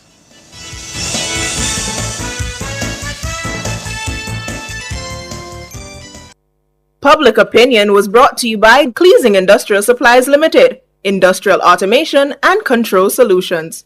Drive the most exciting new vehicles in Jamaica. Schedule your 2024 Ford Ranger pickup or Ford Everest 7-seater SUV test drive now. Call or visit KIG today. The time by KIG is 6:35. Hello, good evening, and welcome to Nationwide's Business Report. I'm Mahiri Stewart. The Tax Administration Jamaica, TAJ, says more than 260,000 applicants have been approved for its reverse income tax credit. The tax giveback is designed to assist taxpayers earning below $3 million to receive a one-time $20,000 payment. The TAJ says an estimated 580,000 individuals are slated to benefit from the activity. Microsoft's chief executive, Satya Nadella, received a 63% rise in his salary last year despite asking for a reduction. According to the BBC, Mr. Nadella earned $79 million in 2023. Nadella had requested that one element of his pay package be reduced as a result of cybersecurity flaws at the tech giant. In common with many tech firms, Microsoft has cut thousands of jobs this year, including in its gaming division. But in a proxy statement filed with the U.S. financial regulator, the board said the company's revenue grew by 16%. The compensation committee said it reduced Nadella's cash pay by more than half to $5.2 million. And in the currency markets at the close of trading today, it cost 157 Jamaican dollars to buy $1 US.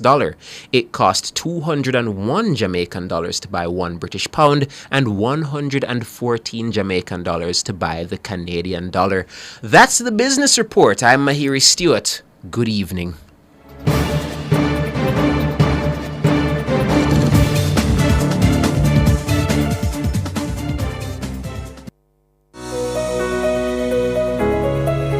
When Sagicor Bank thinks of a woman, here's what we see. We see business leaders managing sole trader businesses to large corporations. We see university graduates as our women uplift themselves academically. We see more home owners, ambitious women working hard to build their own legacy. We see leadership at home, with women proudly providing for and taking care of their families. We see entrepreneurs, Jamaican women playing a leading role in our economic growth. At Sagicor Bank, we see the invaluable contribution of women in the home, communities, businesses, and development of our country. That's why we're in their corner, supporting Jamaica's women as they strive to achieve their dreams. Looking to add a touch of elegance to your room? The Lighting World by Fosrich is having a massive lighting blowout sale. Get your wall lamps, chandeliers, ceiling lamps, fans, and more at amazingly low prices. Sale begins Sunday, September 29, with up to 50% off selected items. It's the Fosrich Lighting Blowout Sale, September 29. Shop and save only at Fosrich. Open Sundays. Thinking of going overseas to study but have more questions than answers?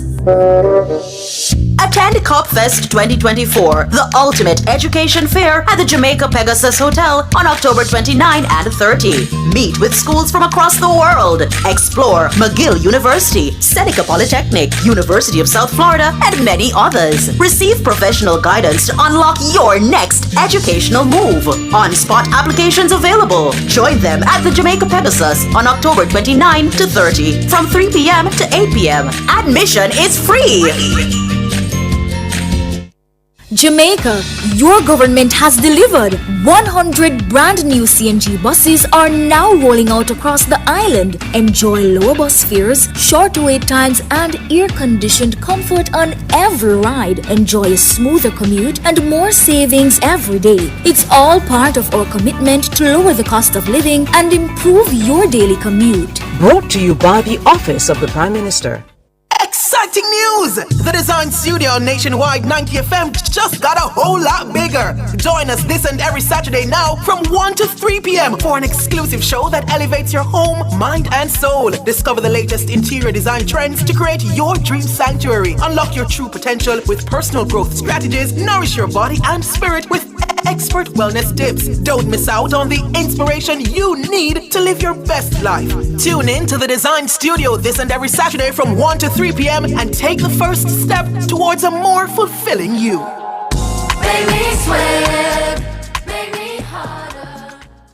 Nation's Business is brought to you by BH Paints. Paint it, love it with BH Paints.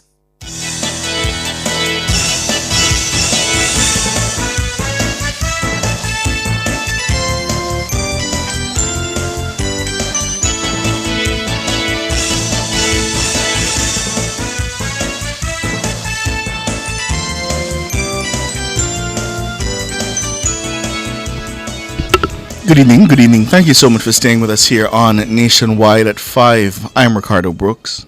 And my name is Sanjay Lewis, and we're turning our attention to the Finance Ministry and who will be the next Finance Minister, because the Finance Minister, Dr. Nigel Clark, is set to depart Ireland next week to take up his role at the International Monetary Fund, the IMF.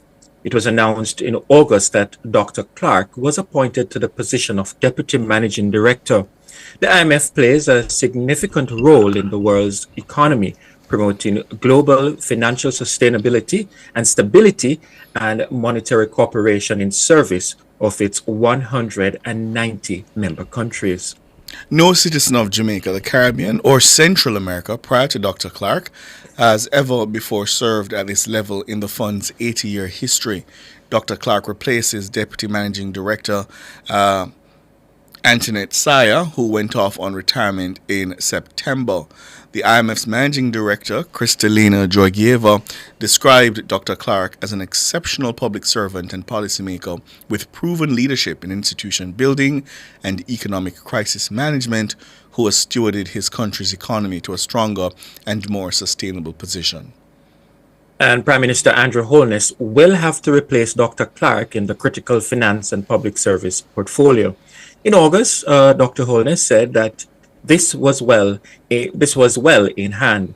However, with Dr. Clark leaving in less than a week, there still has not been any indication as to who will replace him in that portfolio.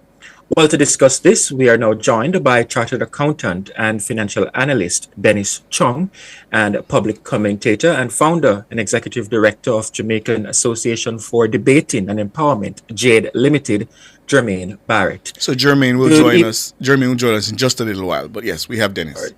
All right, let's start with Dennis Chung. Good evening, Dennis. Hi, how are you doing, gentlemen? Good evening, Dennis. I'm wonderful. Talk to me, Dennis. Do you think the Prime Minister should take the same route to select an industry expert to be at the Finance Ministry? You know, I think that he needs person or persons, as I say, because remember, we've had a situation, we've had two ministers already in there of credibility. That's the most important thing. Whether they come from inside or outside, I think and when I say credibility, I mean someone who the people are going to have confidence in, right?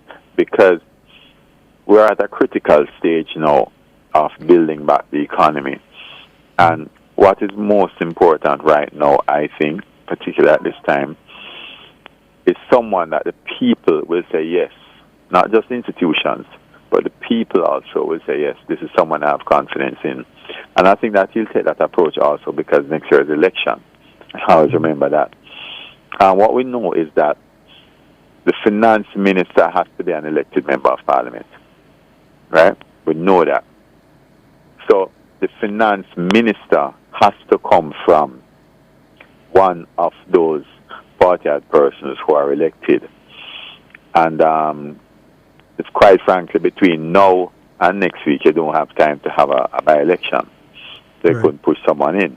So it has to be one of those persons. I think that the most qualified person to do it out of those persons who are elected is maybe Favour Williams. And she was a junior minister before.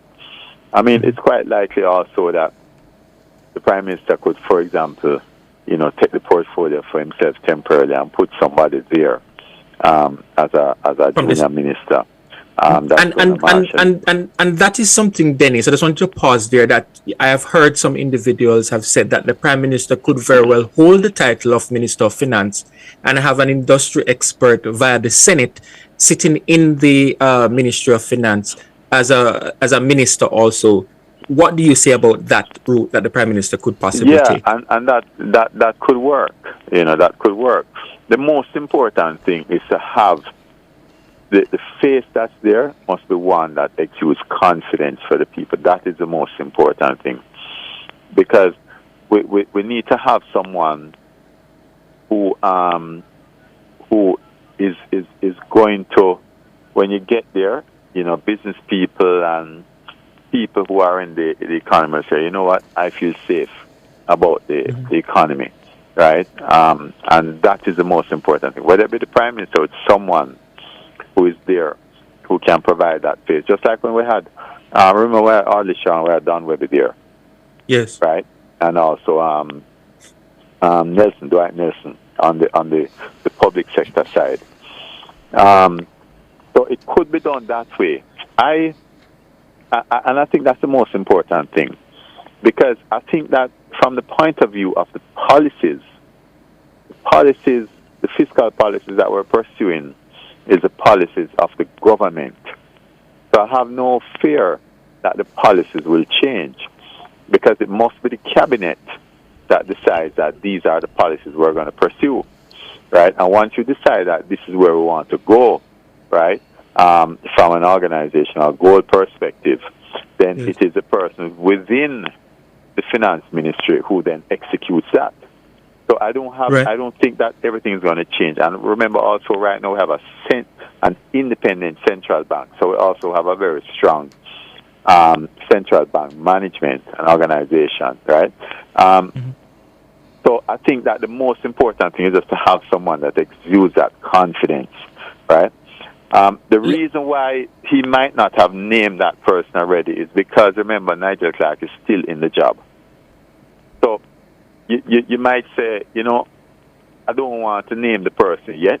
He's still there, right? So with a week to go, you might not want to upstage that. You might want to say, okay, closer to when he's ready to leave, maybe a day or 2 days, you'll make the announcement so that you don't have two people in the eyes of the public at the same time, because Nigel is there until next week, Thursday, right? Yes. So you might want to say, let me wait closer and then and make the announcement. Because I don't think making the announcement now, as opposed to next week, Wednesday or Tuesday, is going to make much difference.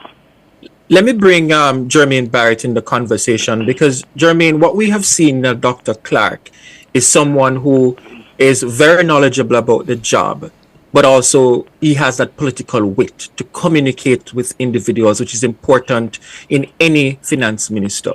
How do you think the Prime Minister should go about selecting a new finance minister next week? Well, good evening, gentlemen. I think the Prime Minister, whomever he selects, must demonstrate continuity of policy and programs.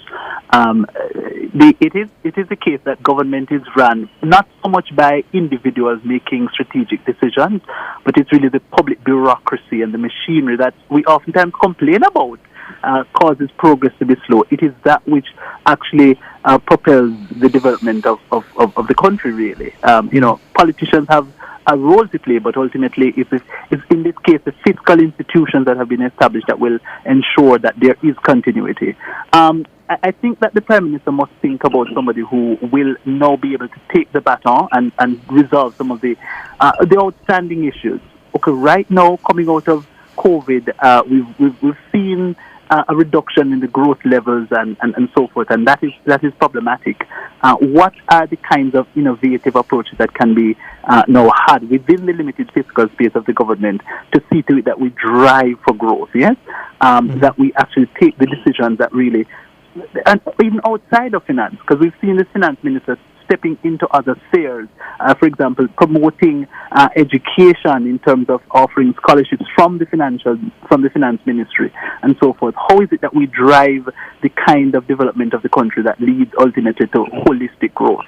Yes, that's what the Prime Minister needs to be thinking about. And my call would be potentially for the Prime Minister to take on the role. And let me ask you, Dennis, in terms of if you had a to-do list for this minister who you expect to be named next week, what would you say would be at the top of that list for the person coming into at Hero Circle? Well, when he comes in, I think that he should, or she should clearly demonstrate or communicate to the people, his whole view on fiscal policy and the budget, right? As I said, I don't think that the person, growth is not going to be driven by the finance ministry, right? In fact, the other ministers, I think, have more to do with economic growth, right, at higher levels than the finance ministry. I think that what you want from the finance minister, which must be clearly communicated, is one of fiscal stability, right? And that, listen, I'm here, I'm going to ensure that we execute and follow the fiscal program that the government is on.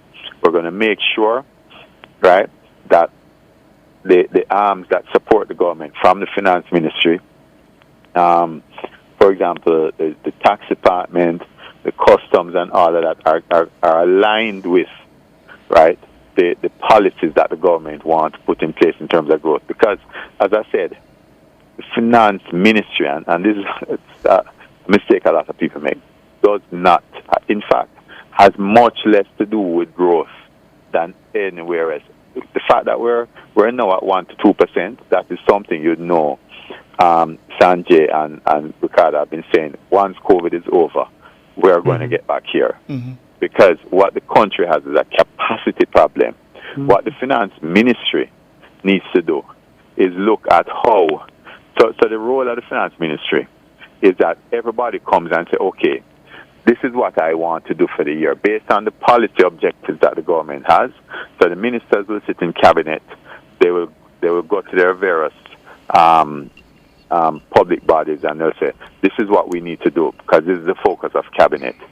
They create their budgets and then they go to the finance ministry and the finance ministry looks it over and says, listen, these are the best ways to allocate the resources. These are some policies we want to pursue. So like taxation, for example, is how are we going to pursue that in order to ensure that we get productivity going in the country, right? And that is what I think needs to be done. But for more than the communication is very important. As I said, And that's where I want to pick up with you, Dennis, because you've heard the complaints of the Jamaican people. We're just not feeling it, right? And you talk about the importance of stability and projecting or getting confidence from and buying from the Jamaican people. Now, this person, whoever it is, will be coming at a very unique time. An event is expected not long from now, and one would expect that the budget is going to certainly take that event. I'm talking about the general election into consideration. So talk to us about how you see that being important as well to whoever this finance minister ultimately becomes. And perhaps maybe that's the reason it could potentially be the prime minister. Yeah, well, that finance minister, is really going to sit in cabinet, and they're going to say, cabinet is going to say, listen, we have an election coming up, and these are the things that the people want. These are the things that we're going to drive in order to ensure that people are satisfied and see that we're working. For example, we're going to fix the roads, right? We're going to ensure that people have more opportunities in terms of jobs, right? We're going to ensure that there's more housing available. Those are the things that's going to drive it, right? But considering the downturn we're seeing now, are you confident that it'll be that kind of room come when the budget is read? I think so. I don't think that we can't find the room. I think the room is there. And remember, one of the things I always say to people is that, savings by itself, right? If you just keep cutting expense, you run into serious problems. At some point in time, you have to take some calculated risk. And this is where a good finance minister comes in and say, listen, if I were to spend X amount now, this is the sort of return I'm getting, right? That's what they're going to have to do. They have to consider what is happening next year with elections, right?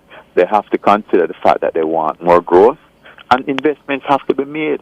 In the past, what has happened is that we've just been afraid to do that. Right. There's been no out-of-the-box thinking, and that's why we're in the situation that we are today. Yeah. So you are suggesting then, Dennis, that Favour Williams would be the best person to carry that message? The best person who is in the elected parliament, and that's important for us to consider, right? She's the best person in the elected parliament. I mean, the prime minister, I think, would also do a good job. His plate is full, right? So if he takes it, it will really be from the point of view of, okay, I'm going to hold this and put someone else in, right? So that can happen. But if you're looking at someone outside of the PM who is going to just hold it and let someone operate it, then I think the most qualified person right there is Favour. That's my view. And Jermaine, you suggested the Prime Minister. Just to be clear, you're suggesting the Prime Minister take on the role to communicate to the people, but have someone else at the ministry? Absolutely. So he can appoint, one or two state ministers who would really do the groundwork in terms of establishing what needs to be coming out of the finance ministry. Of course, in consultation with him, as necessarily has to happen, the fact that he's the prime minister. But here he would be closer associated with the state minister and the bureaucracy of the ministry to really give. I think as much as the prime minister has suffered some hemorrhaging of late, he remains still quite a popular prime minister relative to other cabinet ministers, and so I think that the fact that the success of his administration hinged largely on economic management, prudent economic management. I think he needs to maintain that confidence in the minds of the Jamaican people, and then use the finance ministry as a leverage towards propelling him towards the next term. And so necessarily I agree with Kevin. Dennis. Dennis that the Prime Minister's plate is full, so he would necessarily have to shed some of that which exists on his plate. So, for example, I would recommend that he gives up the Ministry of Economic Growth and Job Creation, appoint somebody there as a full minister, and then he shifts his focus to the Ministry of Finance. Well, let me tell you something. I wouldn't recommend that. Yes. Oh. I think the Ministry of Economic Growth is actually more important to drive growth than the Finance Ministry. And therefore, I would want his, team to have greater attention there. And I mean, But isn't the point, though, the point then is about the heavy lifting that you have to do at economic growth and also at Ministry of Finance, coupled also with the Prime Minister being the Prime Minister and have to do the overall communication to the people. Isn't that too much on his plate? Yes, I think it's a lot. I think it is a whole lot. You know, he's burdened by the fact that he's probably one of the better communicators and he's one of the most popular ones, as Jermaine said, and that's his burden he faces. But I'm just saying, if I had a choice between him running the Ministry of Economic Growth or the Ministry of Finance, I would go with the growth, if it is a choice. You understand what I'm saying?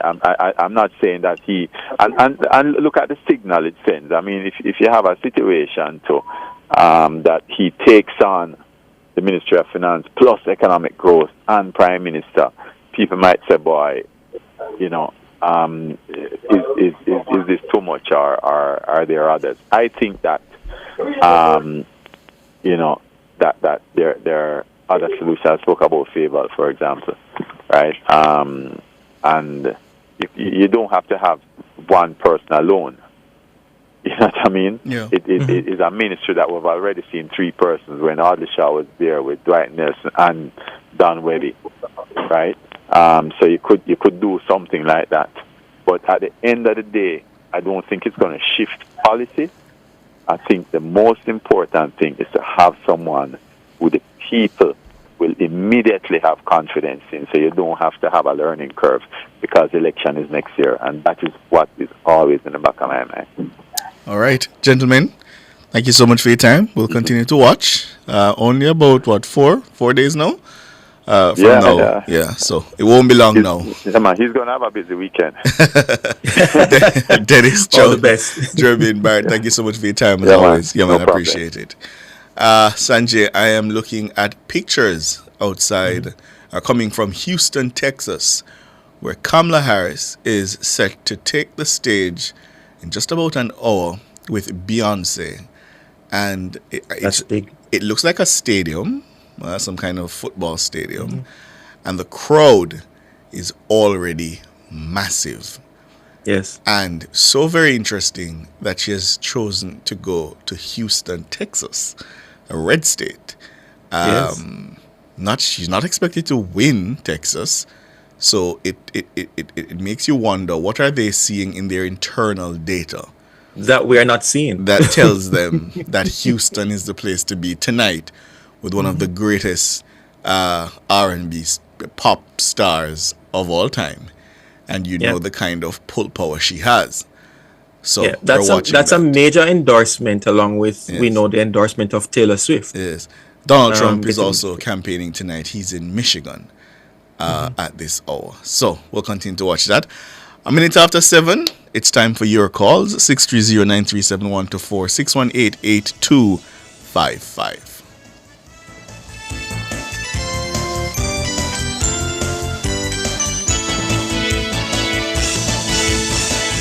Nation's Business was brought to you by BH Paints. Paint it, love it with BH Paints.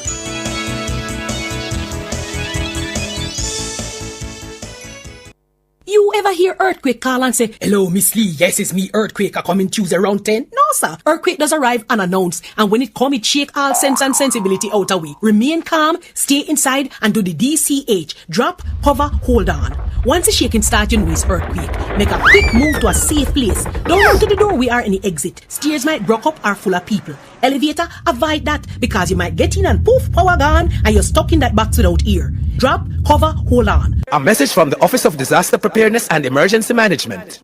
Looking to add a touch of elegance to your room?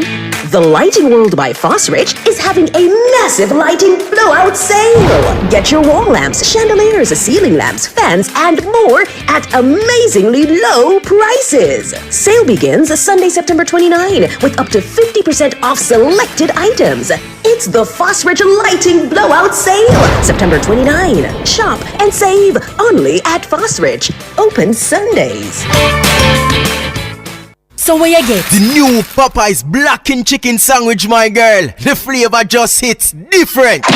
Blackened like it burn up? Nah, man. Blackened because of the color of the Louisiana herbs and spices. Blackened like the flavor buck. No breading and the seasoning soaked deep in the chicken. But get yours and try it, cause me nah share, yeah. Get the new Popeyes blackened chicken sandwich. Limited time only. Love that chicken from Popeyes. Join us as we explore the power of nuclear applications for sustainable development at the Scientific Research Council's 31st Science and Technology Conference in cooperation with the International Atomic Energy Agency, October 29 to November 1 at the Jamaica Conference Center. Discover groundbreaking research in nuclear science and its application in medicine, agriculture, environment protection, amongst others. 6.5 CME hours available. Register now at www.srcconference.com. Contact the Scientific Research Council at 876-927-1771 for more information. This is a paid announcement by the Jamaica Labour Party. Labor rights, we gather in St. Andrew Northwestern Monday, October 28 with MP Dr. Nigel Clark and Eric Conson at Pembroke Hall Community Centre, 6 p.m. Come here, party leader, Dr. the Honourable Andrew Holness, Dr. Nigel Clark, MPs Carl Samuda, Juliet Cuthbert Flynn, Floyd Green, Anne-Marie Val, Councillors Dwayne Smith, Andrew Harris, Vernon McLeod and others. Meeting Chairman Deputy Leader Desmond McKenzie locks it in. GLP meeting, Pembroke Hall Community Center, Monday 6 p.m. See you there! That was a paid announcement by the Jamaica Labour Party.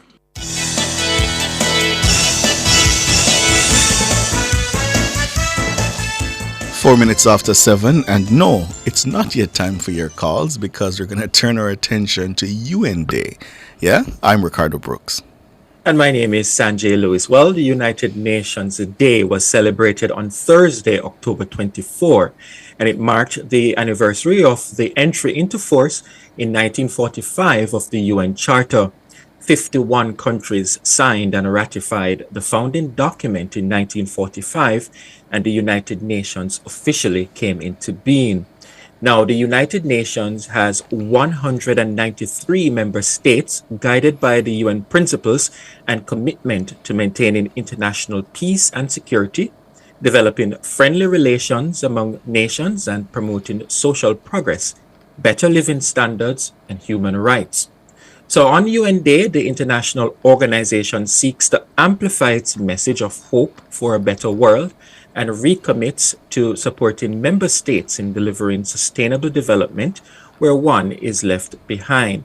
And on Thursday, the UN celebrated 79 years of working towards this promise. And this year's UN Day highlights the crucial partnership between the UN and Jamaica in tackling complex global challenges and advancing the Sustainable Development Goals, the SDGs.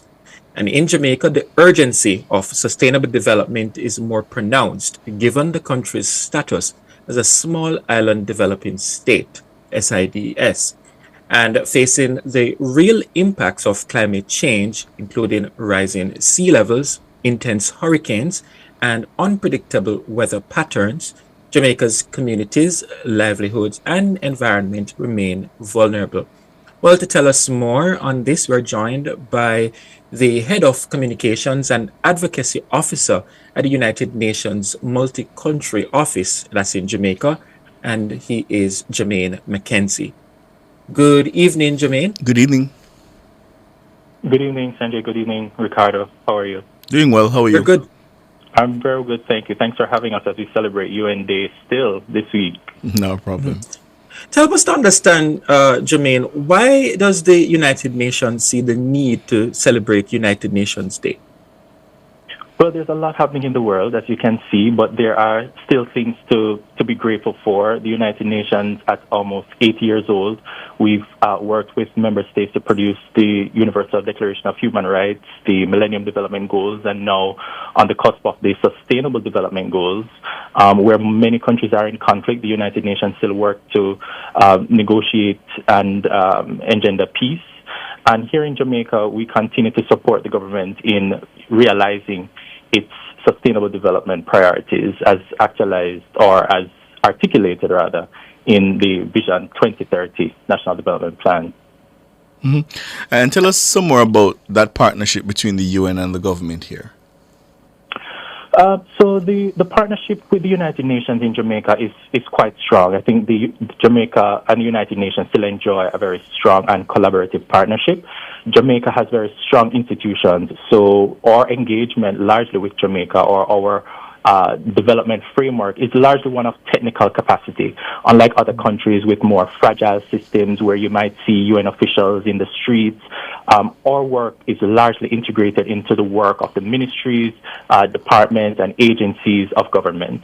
And in that, you will see us being integrated into programs as it relates to education, as it relates to for example, our digital transformation program that will support education that will be launched in a few weeks. You will see that in our work that supports the Ministry of Culture, Gender, Entertainment and Sport through the Spotlight Initiative, which you would have heard much about, that $10 million investment with the United Nations and the European Union. And with the Ministry of Labor and Social Security, quite a big effort actually as the lead in our response and support on the heels of Hurricane Beryl and other disaster risk reduction and mitigation efforts. In that especially, we were able to and are providing over the next few weeks cash transfers to some 12,000 families who were impacted by Hurricane Beryl. And this is in addition to a number of shelters as well as schools and community centers that are being restored through United Nations support. And that's just, I would say, maybe a tip of the iceberg. And we talk about sustainable development goals, Jermaine, and I don't want us to take it for granted. Help us to understand what are these sustainable development goals and why is it that it matters to a country like Jamaica?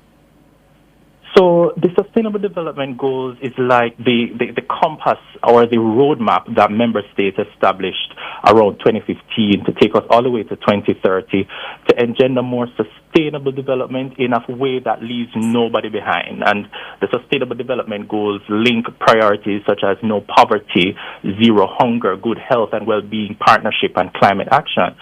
And one of the key things about the SDGs and why they matter to Jamaica is that when Vision 2030 was established, even a little before the Sustainable Development Goals were agreed upon at UNHQ, the Vision 2030 was established. And when we did the analysis, or when the economists and the development experts did the analysis between Vision 2030 established before SDGs, there was found to be over 90% alignment of Vision 2030 with the SDGs. And that goes to show that Jamaica has always been on the, I would say, ahead sometimes of the larger global environment as it relates to sustainable development and putting to paper what we feel is ideal to getting the world and Jamaica on track and in a way that leaves nobody behind.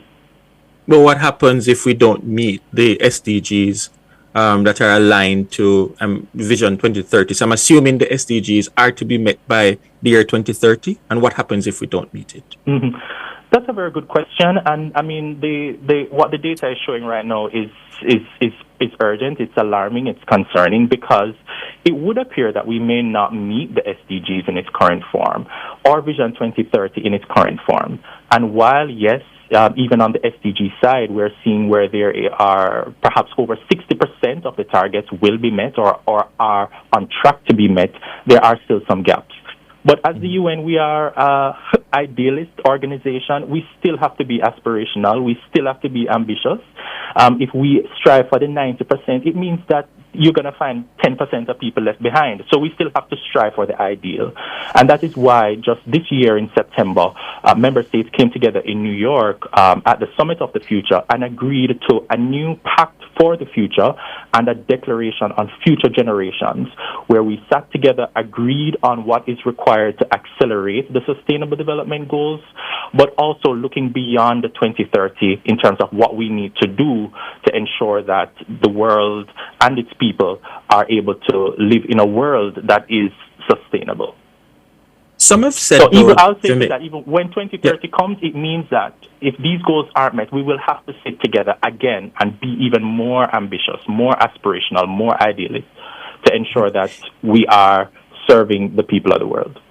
We have heard some leaders across the world, especially from the developing countries, saying that the United Nations is more of a talk shop. And some have said that developing countries feel underrepresented in UN decision-making processes. And you've heard them argue that the UN's governance is skewed towards the interests of the wealthy and the developed nations, leaving the developing countries now with limited influence. How do you respond to that criticism of the United Nations?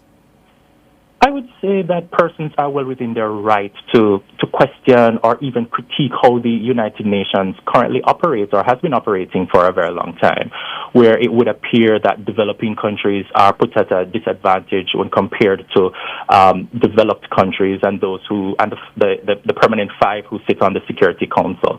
But I would say that developing countries are still having a very loud and active voice in the United Nations. And as a body, it remains, I would say, the only body where developing countries can sit and have an equal vote at the table. By and large, we see right here in the Caribbean, and Jamaica is a key example, where strong advocacy has moved the needle in many areas. For example, Prime Minister Holness has been a strong advocate for more equitable financing, especially for small island developing states, for more friendly negotiation patterns and rules among the IMF and the World Bank. And we've seen already where, from the UN side, we've already adopted a multidimensional vulnerability index where we can now look at with more nuance, the different things that affect small island developing states like Jamaica and our Caribbean neighbors. And we've also seen in social issues and where human rights are concerned, where countries like Jamaica have led negotiations back in the day as it relates to Zimbabwe liberation efforts, apartheid in South Africa liberation efforts. And today we see where Jamaica, as part of the multinational security support mission, is really leading and with a strong voice in ensuring that there is peace in our region, especially in very conflict-ridden spaces like Haiti. Mm-hmm. What else can we expect from the UN in Jamaica for the rest of 2024, Jermaine? So for the rest of the year, we will continue the response to Hurricane Beryl. Hurricane Beryl's, the disaster or the effects are still not over, but we continue to support the government in ensuring that persons most affected are being supported. In November coming up, we will, with the private sector organization of Jamaica, lead in a partnership forum over 2 days to support young people to ensure that they are able to see their space in sustainable development and actually bringing the private sector colleagues on that journey as well to create more opportunities for young people as well. United Nations Day activities will continue through different media activations across Jamaica. And we are a multi-country office, so just last night we were at the University of the Bahamas, and we were in Bermuda with the Premier actually in another activity. And persons can really, and we encourage individuals to stay close to our social media platforms or websites to truly stay close to what's happening at UN Jamaica. Right. Jermaine McKenzie is the head of communications and advocacy officer at the United Nations Multi-Country Office in Jamaica. Thank you for your time, Jermaine. Thank you, gentlemen. Have a good one. Yeah, man. All the very best. We're going to take the break. When we come back, we're opening the phone line 630-937-124, 618-8255. We take the break and come back to take your calls.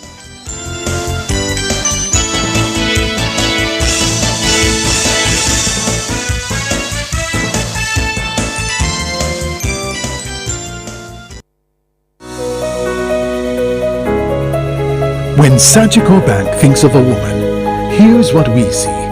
We see business leaders managing sole trader businesses to large corporations. We see university graduates as our women uplift themselves academically. We see more home owners, ambitious women working hard to build their own legacy. We see leadership at home, with women proudly providing for and taking care of their families. We see entrepreneurs, Jamaican women playing a leading role in our economic growth. At Sagicor Bank, we see the invaluable contribution of women in the home, communities, businesses, and development of our country. That's why we're in their corner, supporting Jamaica's women as they strive to achieve their dreams. We're committed to reducing the impact of disasters occurring in Jamaica.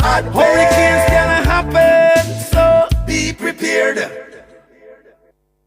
Are you ready to turn your sales and marketing skills into high earnings? Nationwide 90 FM is searching for business development executives to build lasting client relationships. If you have experience across all stages of the sales cycle and possess strong communication, negotiation, and time management skills with a proven sales track record, this opportunity is perfect for you. Join our team and work with the top corporate brands, media agencies, and of course, our on-air personalities. Enjoy networking opportunities, professional growth, and competitive commissions. Ready to take the next step? Send your resume to hr@nationwidenewsnetwork.com today. This is a paid announcement by the Jamaica Labour Party. Labour Rights, we gather in St. Andrew Northwestern Monday, October 28 with MP Dr. Nigel Clark and Eric Consawan at Pembroke Hall Community Centre, 6 p.m. Come here, party leader, Dr. the Honourable Andrew Holness, Dr. Nigel Clark, MPs Carl Smuda, Juliet Cuthbert Flynn, Floyd Green, Anne-Marie Val, Councillors Dwayne Smith, Andrew Harris, Vernon McLeod and others. Meeting Chairman Deputy Leader Desmond McKenzie locks it in. GLP meeting, Pembroke Hall Community Centre, Monday 6 p.m. See you there! That was a paid announcement by the Jamaica Labour Party.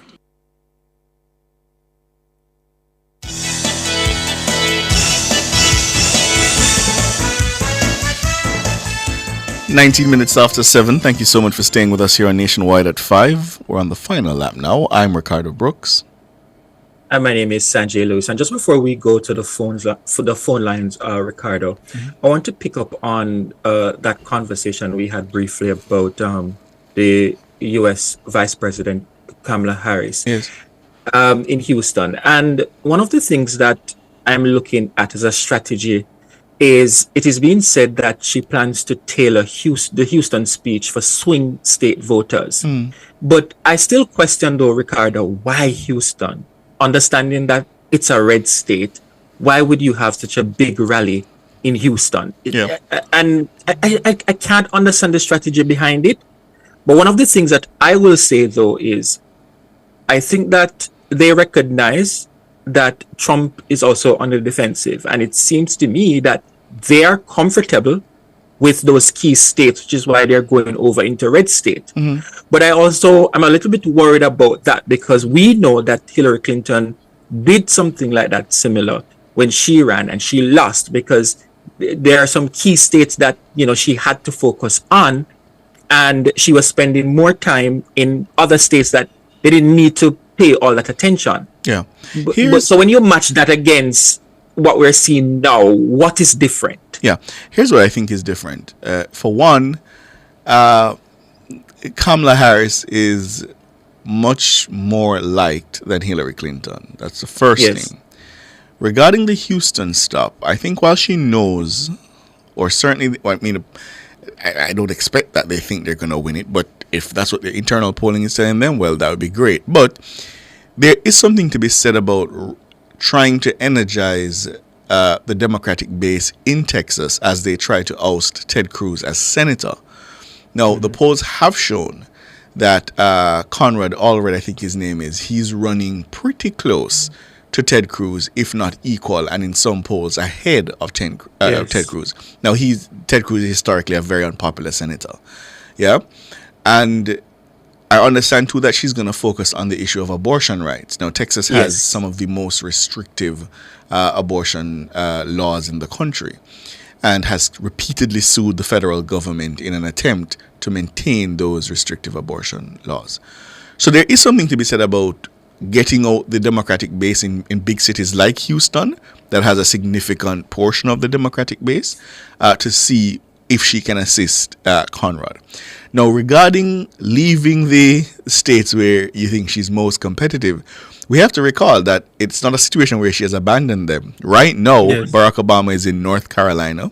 He has a big rally going on there right now. Her vice presidential nominee, Tim Walz, he's up in the Rust Belt states right now having a rally. So she has, I think, at her advantage, surrogates such that she can afford, if she's not, camping out in those states that she can send them in her place. And Barack Obama is very popular. I mean, I just looked at the crowd in North Carolina. It's a big rally. Trump's rally in Michigan also seems like a big rally. Yeah. So I think if I'm looking at it, that's what I'm seeing. That perhaps tonight what she's trying to do is to energize the base in Texas to see if they have a shot of taking that seat from Ted Cruz. And they will need it because they look like they're going to lose in Montana. And if they do lose in Montana, then the balance of the Senate flips and the Republicans take the Senate. And I don't think she'd want, if she wins in 11 days, that she's coming into office with a Republican Senate. Yeah, you're correct. I didn't, and his name is Colin. Colin, thank you. Already, yes. You are correct. I don't know why I totally forgot about that. And you're right. It could very well be that the strategy is not really to focus on her winning that state, but to flip it so that Colin can, in fact, win that state. Yeah. And the polling is suggesting that he's close to Ted Cruz. Yes, I recall it has to be the strategy. The last time Ted Cruz ran for re-election against Beto O'Rourke, Beto came within, I think it was 3 points of defeating him. And that was a shocker because Beto was a leftist, a pretty left-leading politician. And Ted Cruz was, very conservative. And of course, Texas is thought to be very red. Yes. Donald Trump won Texas against Joe Biden by 5. So the margins have been narrowing across the state. And I suppose as a consequence of population shifts, more people are going down south to live. Florida is the opposite. Florida is getting more Republican, while Texas seems to be trekking more and more and more to the left. So, because if the history shows it, Ricardo, if we go as far back as the race with Bill Clinton, yes. I need to check out the statistics, but isn't it that the Republicans have increased their margins year over year in terms of election year over an election year? I need to double check that. Where? When you say in Florida? Oh no! It absolutely has gone dramatically to the right. Absolutely. And you don't even have to go as far back as Bill Clinton. Obama won it twice.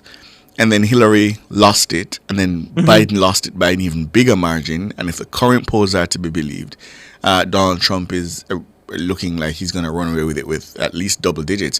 Ron DeSantis was reelected as governor with double digits. So it has gone decidedly to the right, Florida. Yes. While other states are now moving in the opposite direction. And that's something I think that's going to be interesting in future election cycles, how the states are realigning. So while the Democrats, certainly over the last 20 plus years, they were confident about the what they call the so-called blue wall of Wisconsin, Michigan, and Pennsylvania, the trends show that those have narrowed significantly since 2016 to the point now where they are ground zero, the battlegrounds. That wasn't the case. John Kerry comfortably won it. Obama comfortably won those states. Bill Clinton comfortably won those states. Since 2016, this has happened. And then Georgia, which was reliably red, has now become, they say, purple and tilting blue. At places like Arizona, where a Democrat, I was about to say that Democrat was never competitive. You have the Senate candidate, running away with it. And, Kamala and Donald Trump within the margin of error. So I think there is a realignment happening. And when I look at all that and I take all of that into consideration, I'm feeling increasingly confident that she is going to be elected the 47th president.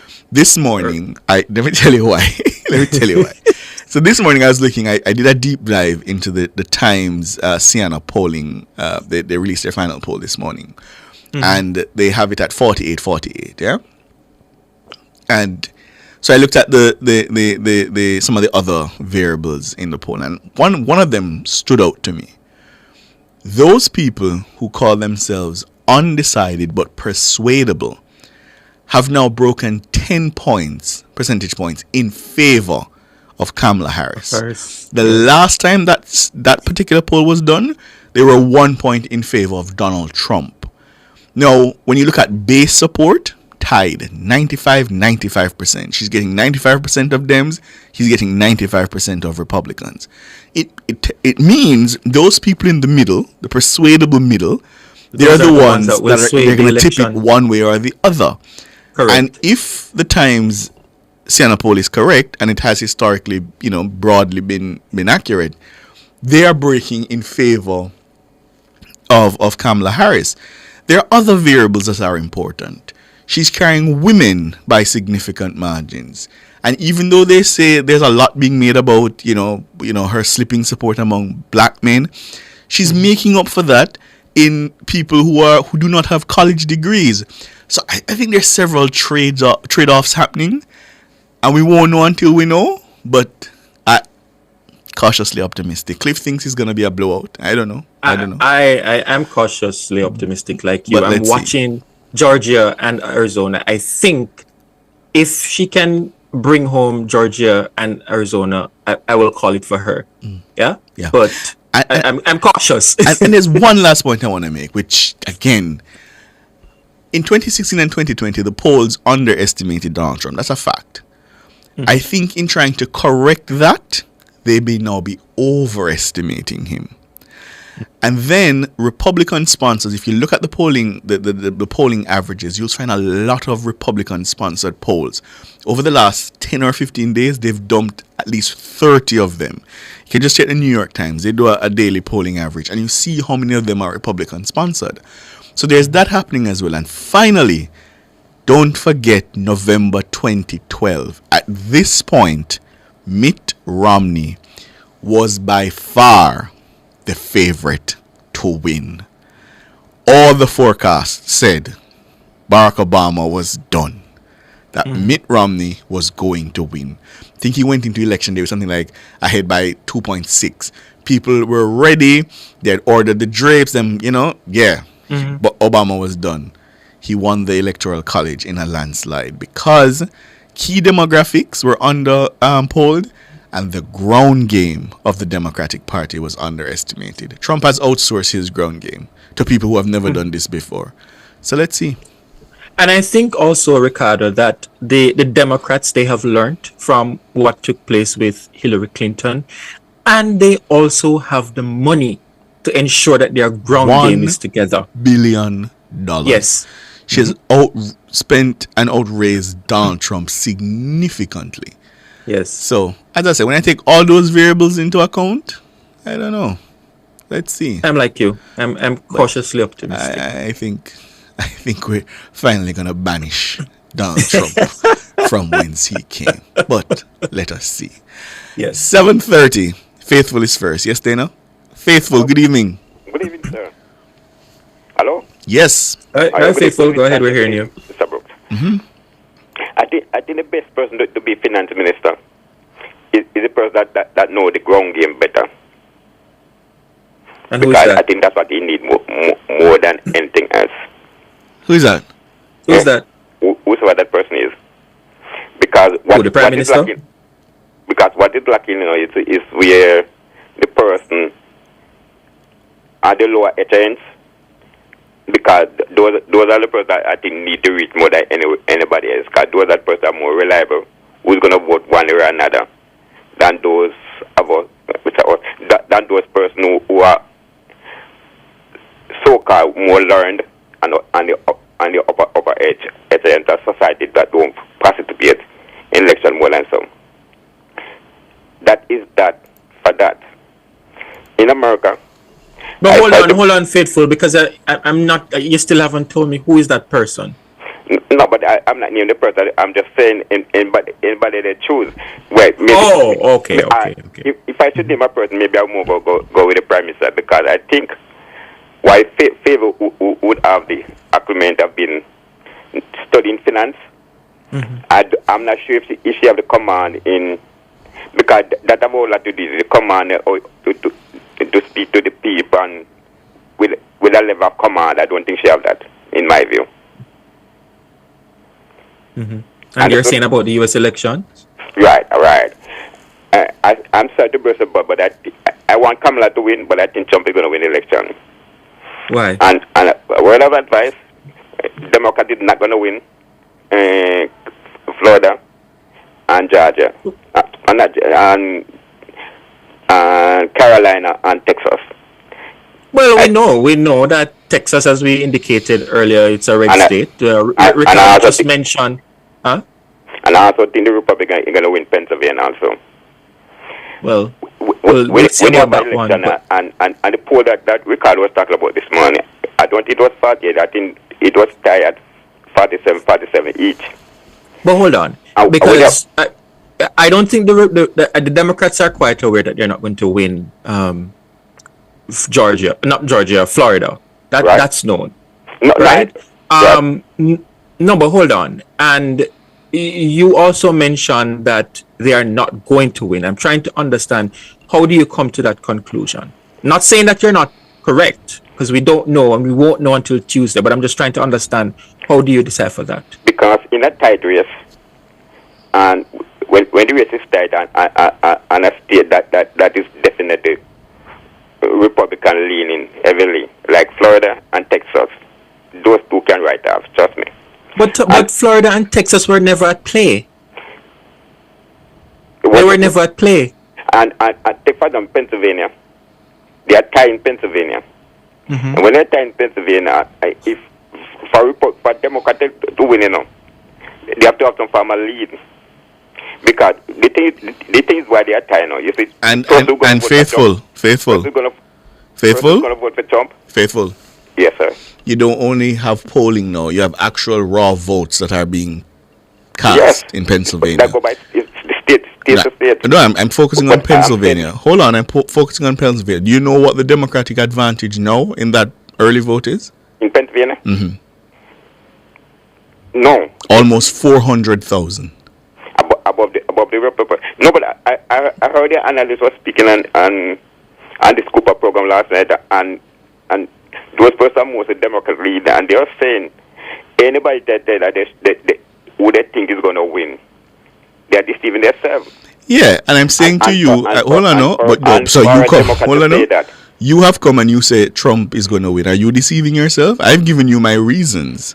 I've given you my reasons as to why I think she is on track to win.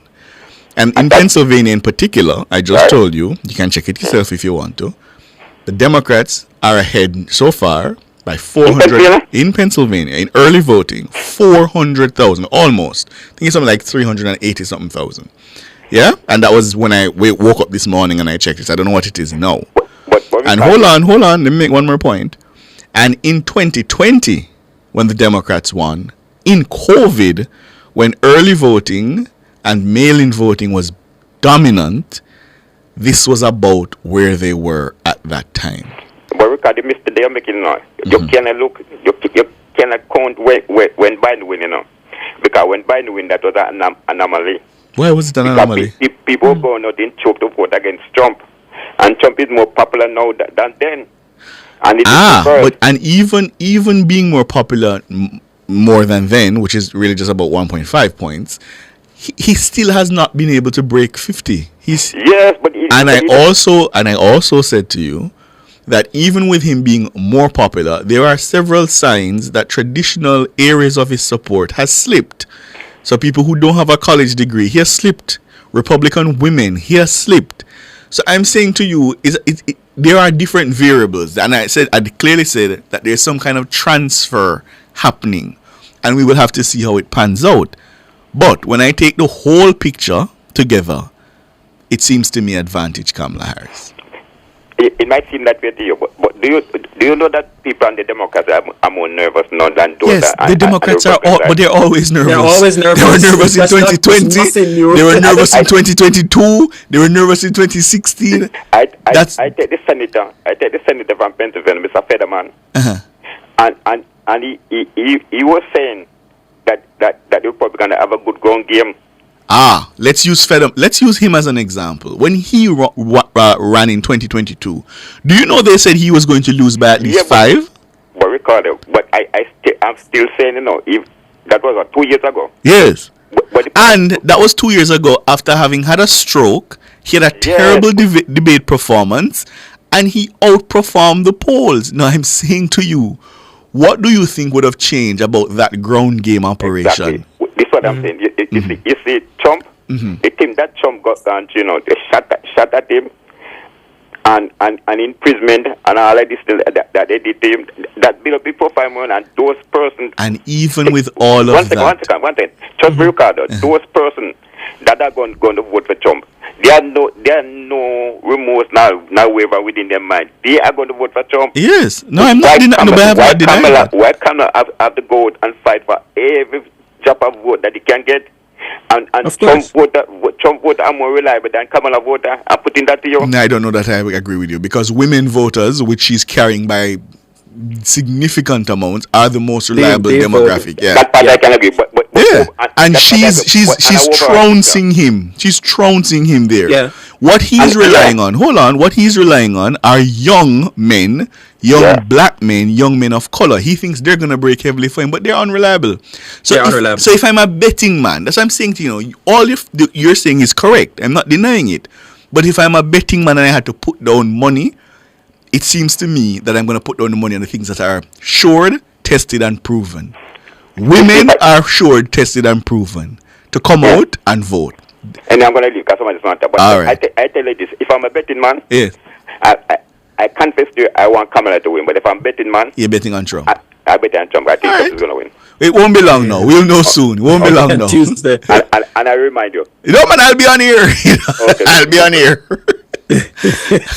But you know, Ricardo, even if she loses Pennsylvania, right? There's still other paths to victory. There's still other paths. She can look for votes from North Carolina and Nevada as a strong alternative. And that's why I'm saying, Sanjay, if I was a betting man, all things considered, she can afford to lose one of those up top, and still there's a path. Of course. So let's see. Carl, good evening.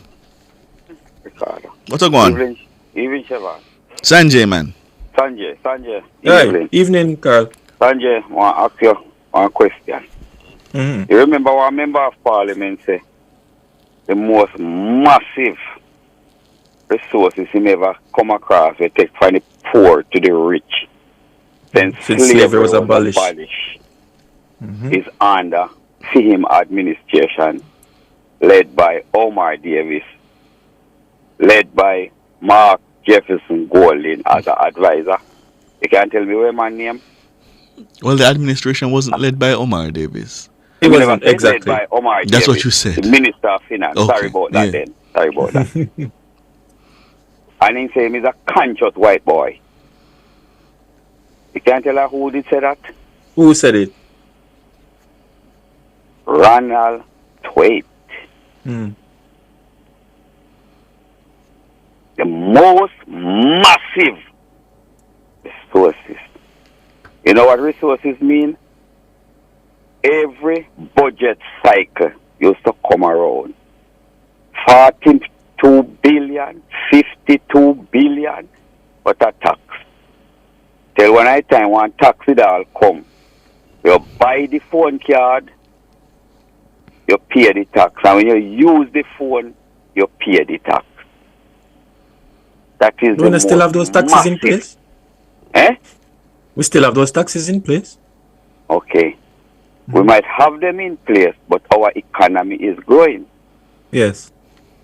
So if you are come with 50 and 40 billion dollars every budget cycle, and the economy now say well, and that doesn't make any sense to me. The money are flowing at somebody else's pocket. That's why the resources. That's why that member of parliament could have said that. You understand me now? I want to take you to Matalan now. Then shoot up nationwide one Friday evening, about 4:30 going near 5 o'clock. And Matalan won RJR. Matalan never opened his mouth. Does he own RJR? He doesn't own it though. Chairman of doesn't the board. own it. He's the chairman of the board. The RJR. Yes. Golding went to the national arena and he flinging big word about nationwide. Where was Matalan? Not a word out of his mouth. Not a word out of Matalan mouth. Because he did all right. Because I know him a get it. You hear them say, when you throw a stone in a hog pen, and the one who get a lick cry, that is Matalan now. Radio station not doing well. TVJ is not doing well. Losing a lot of money. So he want him party if he come now, That's maybe they can get a write-off. You know that Mr. Matalan is a registered member of the People's National Party? Ricardo? No, I'm asking. Do you know that? Ricardo, keep yourself quiet, your master. No, do you know that, Carl? Ricardo, keep yourself quiet. I'll take that to be a no. You don't know that. Keep yourself quiet. All right, Carl. No, me not finish yet. Oh, you have more. Okay. Me not finish yet. I heard Golden said this evening that the state of emergency we're declaring at East Kingston. What do you call the word? PR exercise. Public relations exercise. Public relation. I would like, when I need to call Philip Palwell and ask him how he feel about it. You know, how much people, if they never call in, they have the police in the Monday evening and the state of emergency. You know how much people have to pack up and leave out of there? You remember that happened already? People have to pack up and get out of there. But what about the point he made? What about the point that Golden made, Carl, that you can blanket the area with police, and he likened it to an area in Trelawney, and get the same results without a state of public emergency? Let me tell you something. See, these people who murder people nowadays, ordinary police, and not like a soft thing can't put to them. Remember, let me tell you that tonight. You try to remember that. Now, like a soft thing can't go to people like Adenia. You have to have the army take on them, your people. Remember, let me tell you that tonight. So when Golden come with the foolishness, see where Bunting, you notice a Bunting have a letter. Back away now from crime. And one time,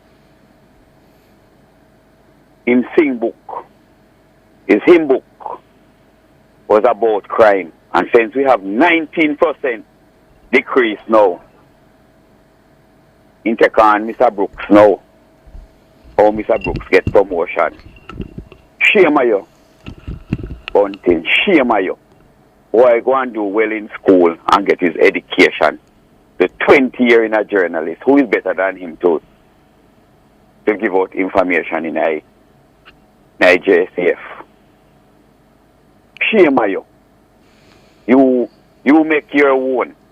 You make your own by lending in the 90s to your government. And you used to live on the back of the taxpayer back. Yeah, your brother. Is there anything else on the agenda for tonight, Carl? Tonight? Yes. Tonight. What would you like to hear? No, I'm asking. If there's nothing else, we're going to move to the next caller.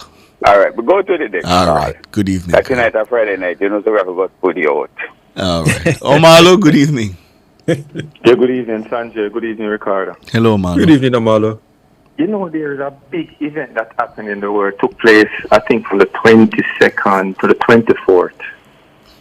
But I haven't heard nothing about it in the Jamaican space. What's that? What event is that? I wonder why. What's the event? I think it means BRICS. Mm-hmm. A very formidable organization that is putting together a different, giving an access to that you can other than the SWIFT system in the world, and that you could trade with. I think they are bigger than the G7 right at this moment in terms of GDP combined, more natural resources and all of these stuff. But I've heard nothing in the Jamaican space about this. We don't talk about international issues, geopolitics that could affect Jamaica or that we could benefit from. What was the outcome of the BRICS meeting? What was the outcome of the BRICS meeting? It was as to what reporters and all the people that are reporting on YouTube and stuff, that it was very successful. Yeah, I'm asking, what did they achieve? I said it was very successful. It wasn't a one agenda meeting. You're still not telling me what they achieved.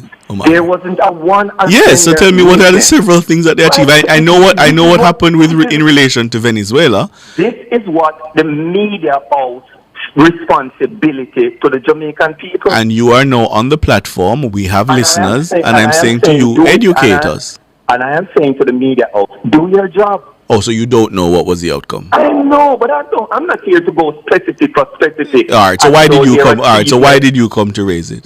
To raise it to the Jamaican people. But you're not helping the Jamaican. But you're not helping them. You're not helping them. You've come to grandstand. Maybe I'm helping them to go on YouTube and go look it up. Oh, hold on. Okay. So you've come to grandstand and to. That is what you want to say. No, you are grandstanding. You've come to grandstand and to tell them I know more than you, but I won't tell you what I know. What is the benefit of that? I came to grandstand. All right. Have a good evening, Omalo. Thank you for the call. Who is next? Bobby. Good evening. Good evening, Ricardo. Good evening, Sanjay. Good evening. Yes, I want to tell you, Sanjay, that Camilla, she will win. I'm optimistic that she will get it.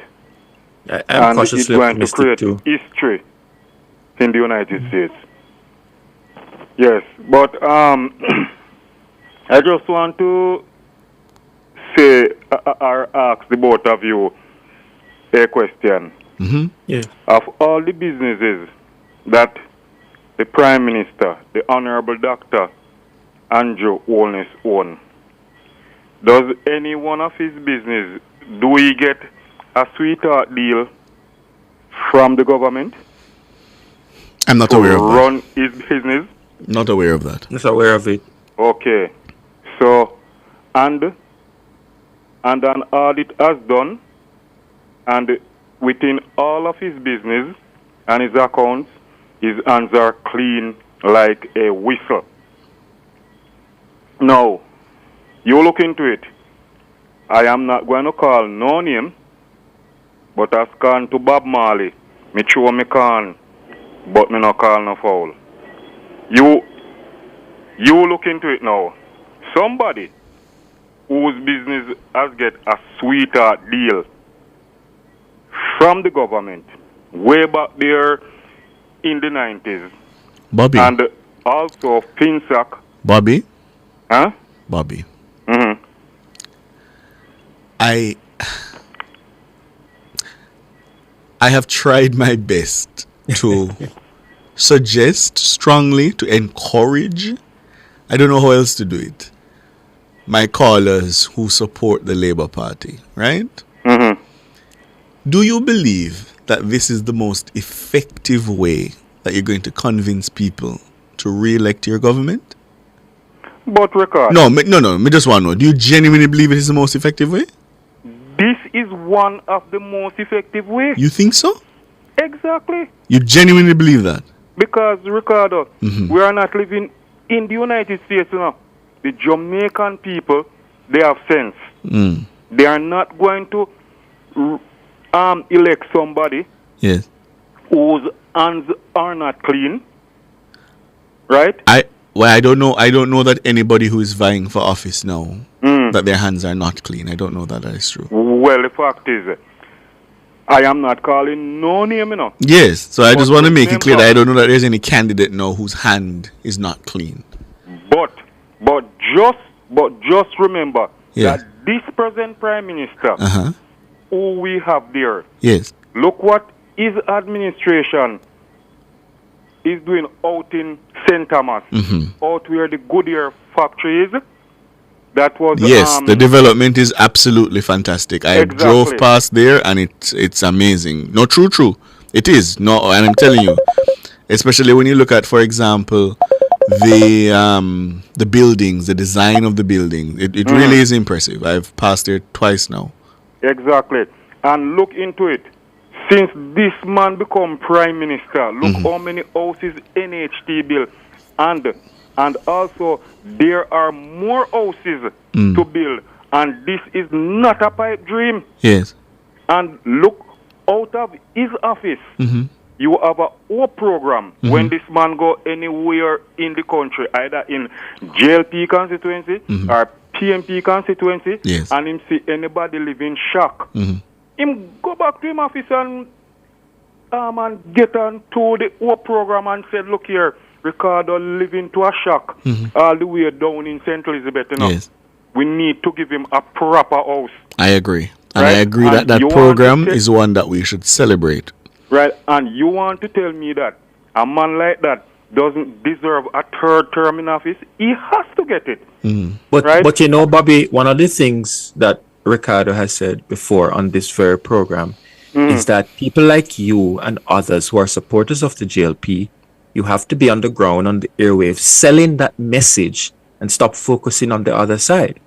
Well, that is the reason why we are on nationwide, right? And you know, I was talking to my friend the other day, you know, to how I love nationwide because I am selling the message of the Jamaica Labour Party to the people. I hear nationwide they say have a vacancy, and I said to my friend, say, I'm going to call Cliff, you see, and tell Cliff, say, look here, I sent in my application, you see, but look here, you see, if you see it, do me, I beg you, tear it up. Because I know why? Because you told them brand nationwide. Say nationwide, I do what? Nationwide is the incubator. Next thing them come here, feel me voice, there so. And then them all say, yes, you see it? Them use this station, I sell them program, and then say, and this station produce more and more people say that they say and so on. But one thing I am telling you, Ricardo, I respect nationwide because nationwide is a balanced station, and I know if somebody from the PMP should call nationwide and I sell for them product, I know nationwide will not turn them off.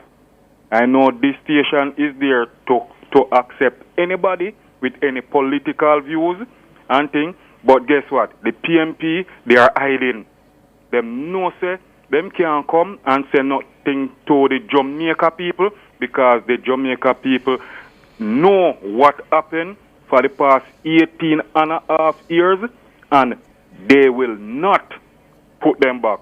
Mr. Mark Golden, Tom drunk, but Tom no fool. Thank you very much, right. sir. For your sake, All right, I hope Bobby. you're right, Bobby, because I'm sure some other go ball if there's some other Because outcome. you see, the problem, you know, Ricardo, you may hear him go Tom, but if you're not going into the area to meet Tom to sell the message, then you have Tom a might problem. just very well be fooled. No, you know, I'll save that comment for another time.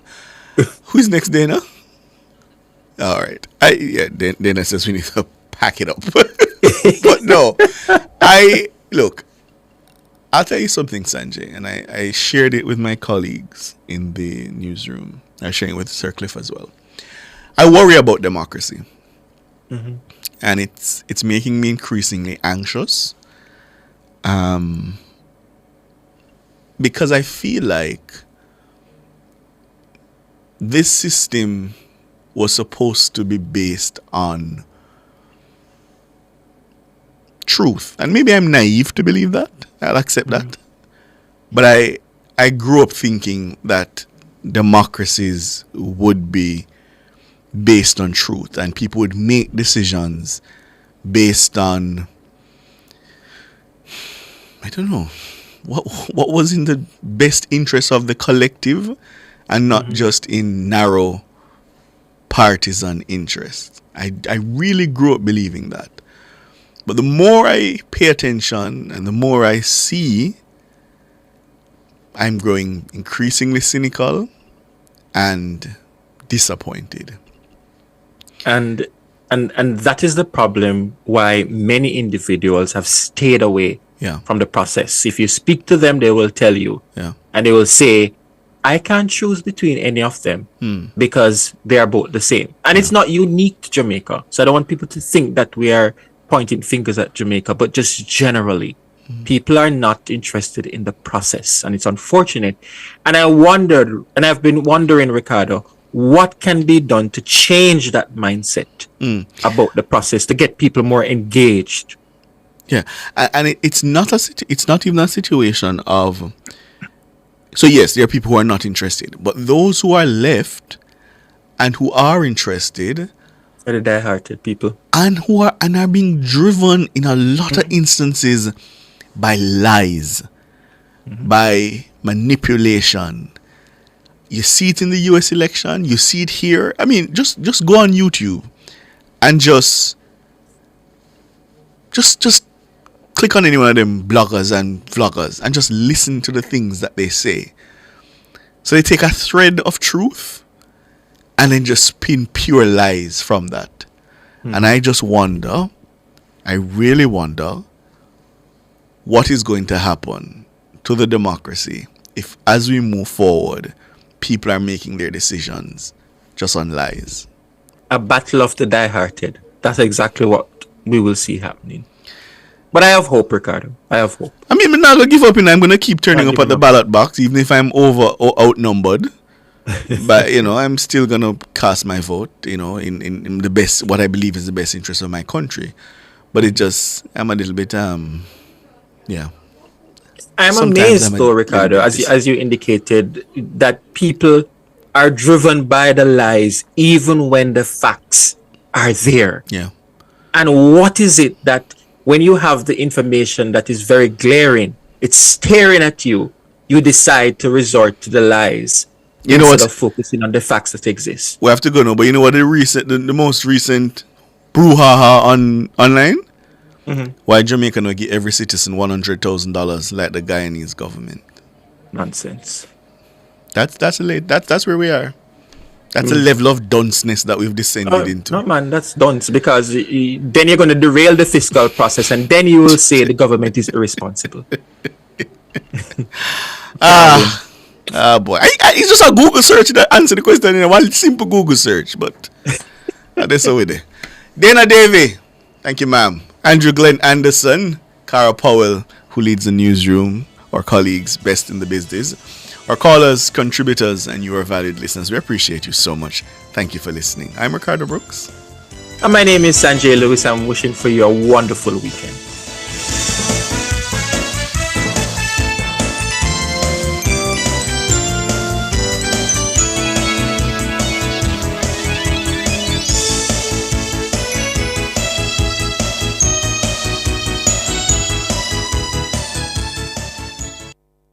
The 5%